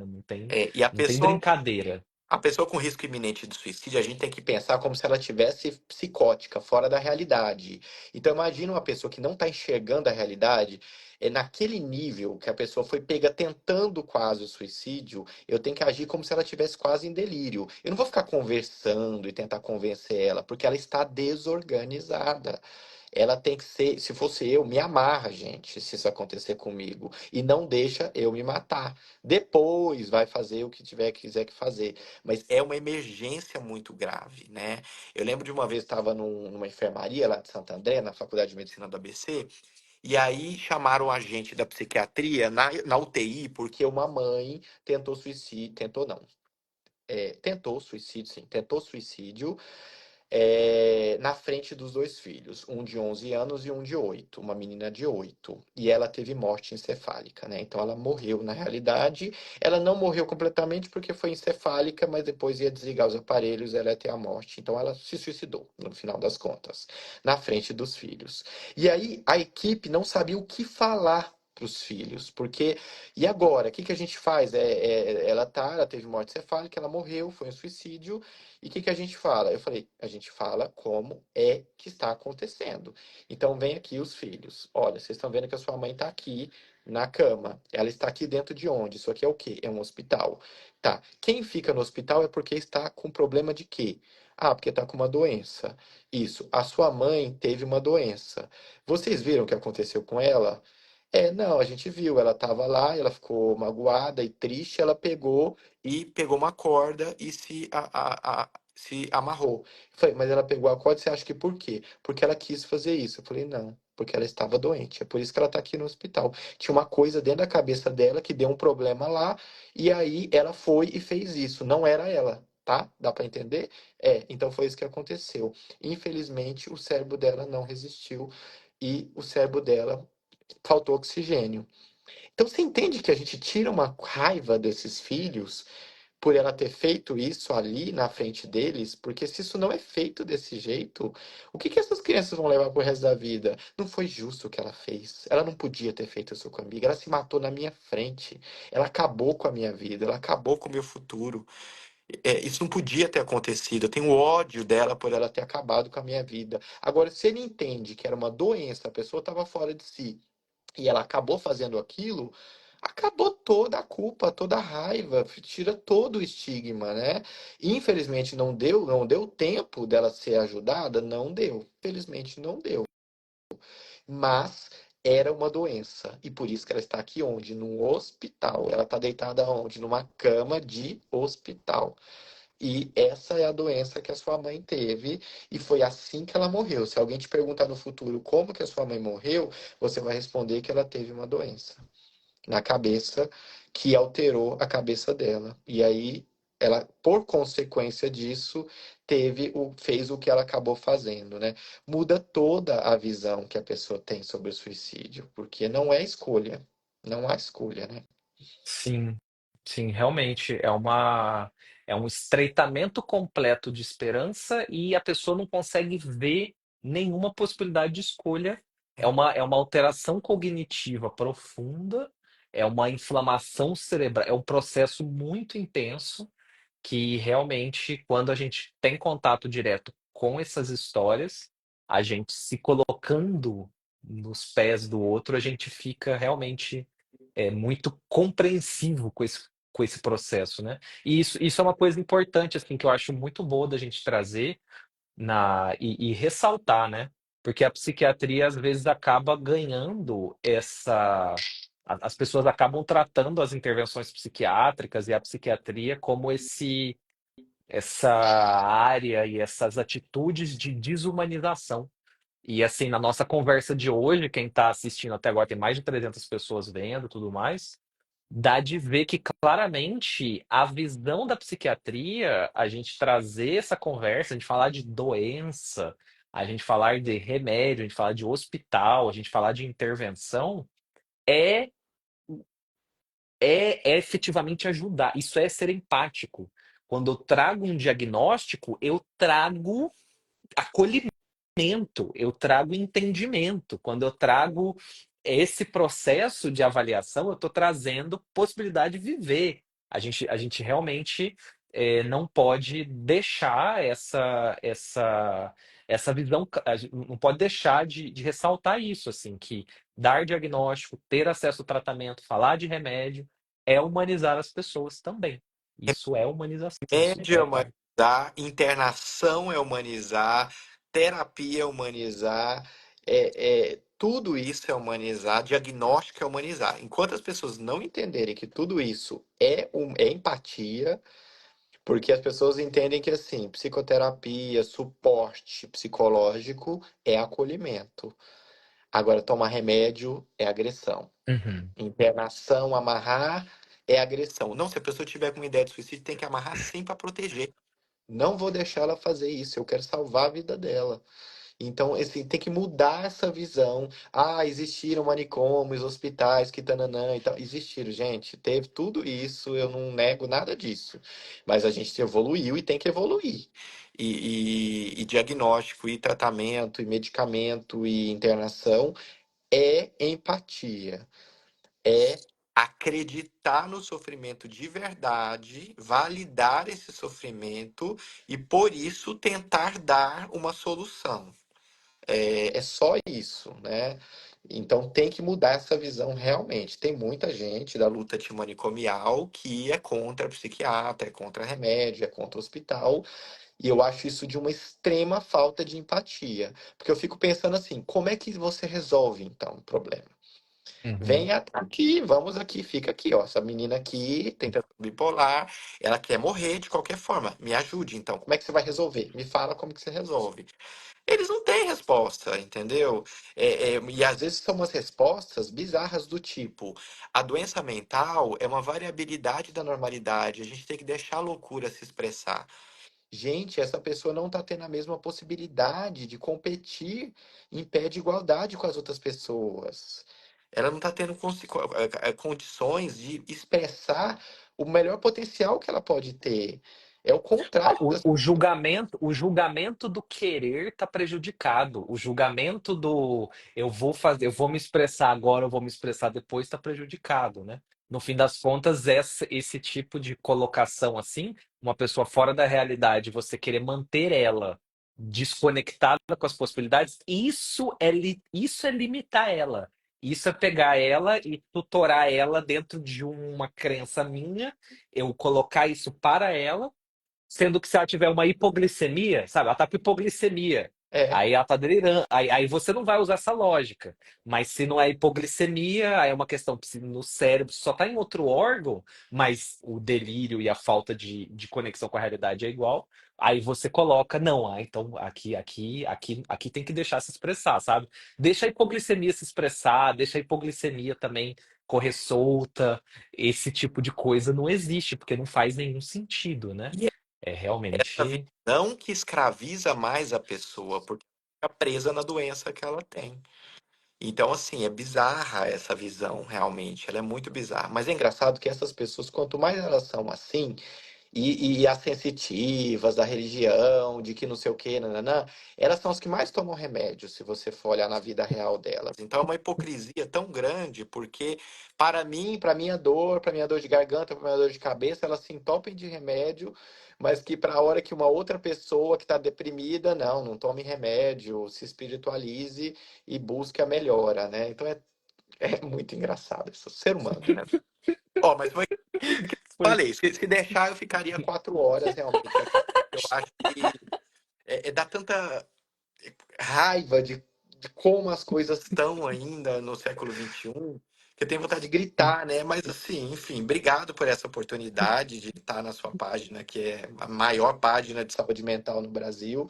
Eu agradeço demais essa oportunidade. Eu conheço, gente, o Manuel de antes do Big Brother, tá? A gente já era quando ele já trabalhava com estimulação magnética, já tinha feito psiquiatria, então eu achei que essa foi, depois eu acho que foi muito bom porque permitiu com que você chegue em mais pessoas e você sabe, eu tenho assim, compartilho de toda a sua visão biológica da psiquiatria, que por ser biológica não é menos humana, ela continua sendo, Uhum. ela é mais humana, eu acho ainda por ser biológica. É, Pois é, que bom, que bom. E eu também acompanho muito o pessoal do Gruda, os livros que vêm daí do Gruda, seu, do Moreno, assim, eu sou realmente, assim, é a referência que eu tenho, eu aprendi muito ali na residência de Barbacena, né? Eu vi que tem um monte de gente de Barbacena que estava em Minas Gerais aqui, então a gente tem essa conexão desde ali da residência nos congressos, tudo mais. Eu gosto bastante também da forma de estruturar, de trazer esse conhecimento e é o que eu acredito que assim essa frente realmente eu falo às vezes, né, que quando o profissional tem uma boa visão de bipolaridade é uma régua que eu passo assim nos profissionais, sabe? Que eu fico tranquilo ter uma boa visão de transtorno bipolar, ter uma boa visão de bipolaridade. Tenham, sabe, busquem como profissionais, é o assunto que a gente mais pode explorar, se conhecer, porque realmente faz uma diferença gigantesca na compreensão, fica mais simples por alguns aspectos, fica mais denso por outros, mas no fim das contas fica muito, muito mais resolutivo. A mudança que acontece na vida das pessoas quando a gente entende bipolaridade, quando a gente entende transtorno bipolar, é assim, é fora de série, né? E você deve ver essa, essa realidade, assim, a gente vê isso, é muito incrível, realmente. É, Trazer, fazer intervenção biológica faz diferença, né? e essa empolgação que a gente tem com isso é porque tem resultado, porque a gente vai ficando muito feliz de sentir-se seguro que as coisas estão evoluindo, né? Umas pessoas perguntaram aqui nos comentários, né? Na minha página tem indicação de psiquiatras, tem 200 psiquiatras, tá lá no destaques, é só você clicar, aí tem lá as regiões, você vê quem que você quer, tem as psicólogas, o Manuel também tem muita gente que ele já formou e não sei onde que tem na sua página acesso a essas informações, mas assim, tem muita gente que está atualizada e que vocês podem buscar aquilo que está dentro das possibilidades de vocês. Sim. E também, uma coisa também que eu gosto de trazer, que fica sempre aquela coisa, né, Diego, a dificuldade de acesso às pessoas em vários lugares do Brasil, tem dificuldade de encontrar alguém que confie, às vezes a gente tem dificuldade de saber alguém lá naquela cidade e tudo mais, mas eu entendo que esse acesso à informação por aqui, Online. informação via rede social, informação Instagram, YouTube, todos os processos, eu tenho feito coisas lá no YouTube, YouTube é legal, tem coisas boas, tem por aqui, ele empodera muito as pessoas e eu sinto que aí daí vai vir um grande movimento das pessoas, dos familiares estudando, entendendo e pressionando essa mudança do sistema. Também às vezes a psicologia, os psicólogos entendendo e trazendo esse movimento para a psiquiatria. Então, quem estiver ouvindo, quem gostou dessa live, quem viu assim que faz sentido e que percebe como que essa visão ela dá uma mudada grande na saúde mental, se mantenham estudando, assim, entendam isso aqui, se avaliem. Caso vocês entram e vocês se identifiquem com alguns processos dessas questões de diagnósticos, escreve, às vezes você escreve, você leva para o médico escrito, você conversa com o psicólogo, às vezes você pode precisar de um atendimento online com alguém que você viu, aí você vai olhando, entra na página do Diego, tem os profissionais lá, tem o pessoal, os psicólogos aqui também comigo, mas tem gente, a gente tem acesso, sabe? Não, por mais que você sinta que às vezes a coisa não tá, que você sente que não tá exatamente saindo do lugar, que você não se sente tão ouvido, se ouça, se entenda, consuma esse conteúdo, porque eu já vi muita gente que a pessoa faz a diferença, a pessoa vai atrás, ela entende o que está acontecendo e ela realmente consegue mudar, né? Muito bom fazer parte desse movimento aqui. E no Brasil ainda tem uma cisão muito grande da psicologia com a psiquiatria, porque os psicólogos ainda têm uma formação muito na área de humanas dentro no Brasil, que não invade tanto a área de biológicas, né? O que não é comum na psicologia fora do Brasil, onde a formação deles é biológica. Então, quando você conversa com um psicólogo, às vezes lá fora, eles sabem tudo dos diagnósticos, eles sabem tudo dos remédios, por mais que eles não prescrevam. Então, eu tenho falado muito para os psicólogos no Brasil que acabou essa história de separar essas duas profissões, porque elas tratam das mesmas pessoas. Eu não consigo separar, cortar a pessoa no meio. Não, não, nem me fala o que que você está tomando e o seu diagnóstico, porque eu quero só falar com você o que está acontecendo, vamos conversar aqui. Não tem como fazer isso. Então, o psicólogo, ele tem que se empoderar dos diagnósticos e entender como esses remédios são, o que que eles fazem, porque as pessoas que você atende estão tomando esses remédios.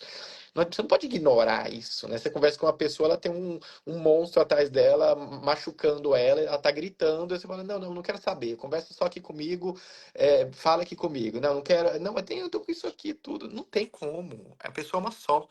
Então, assim, isso é que eu acho que é a maior mudança que eu pretendo que aconteça no Brasil é a psicologia não ter medo de ser biológica, não ter medo de entender de cérebro, de diagnóstico e de remédios também. Ai, vou falar de remédio, eu sou psicólogo, meu Deus, porque é quase um dogma, um tabu, né? Assim, se ele falar dos remédios, ele tá virando a casaca para psiquiatria e manicômios, e internação e tortura. Não é nada disso. Enquanto você ficar nessa, você tá perdendo o bonde, porque o mundo todo já foi. Isso aí já foi, já passou. Né? Uma vez estava citado o professor Ricardo Moreno lá no EPA, no Congresso, uma mulher começou a dar uma aula de transtorno bipolar e eu ouvindo inglês, tentando entender tudo. Eu falei, professor, qual é o nome dessa psiquiatra? Ele falou, ela é uma psicóloga. Ela sabia mais do que todo mundo que estava na mesa, entendeu? Porque ela era uma pessoa que estuda tudo. Ela não vai estudar só as terapias contextuais e tudo, né? Sim. Mas é isso, a gente precisa dormir porque o povo aqui tem que desativar, né? Muito bom. Tá na hora de desativar, tá na hora. Aqui já. Se você vai dormir 10 horas aí, né? Eu vou dormir um pouco mais cedo, mas foi excelente, gostei bastante. Vamos repetir isso, mas tá, vamos marcar no PPT, porque tá. Tchau, Diego. Obrigado. Tchau, tchau. Valeu. Tchau. Até. Até a próxima. Falou.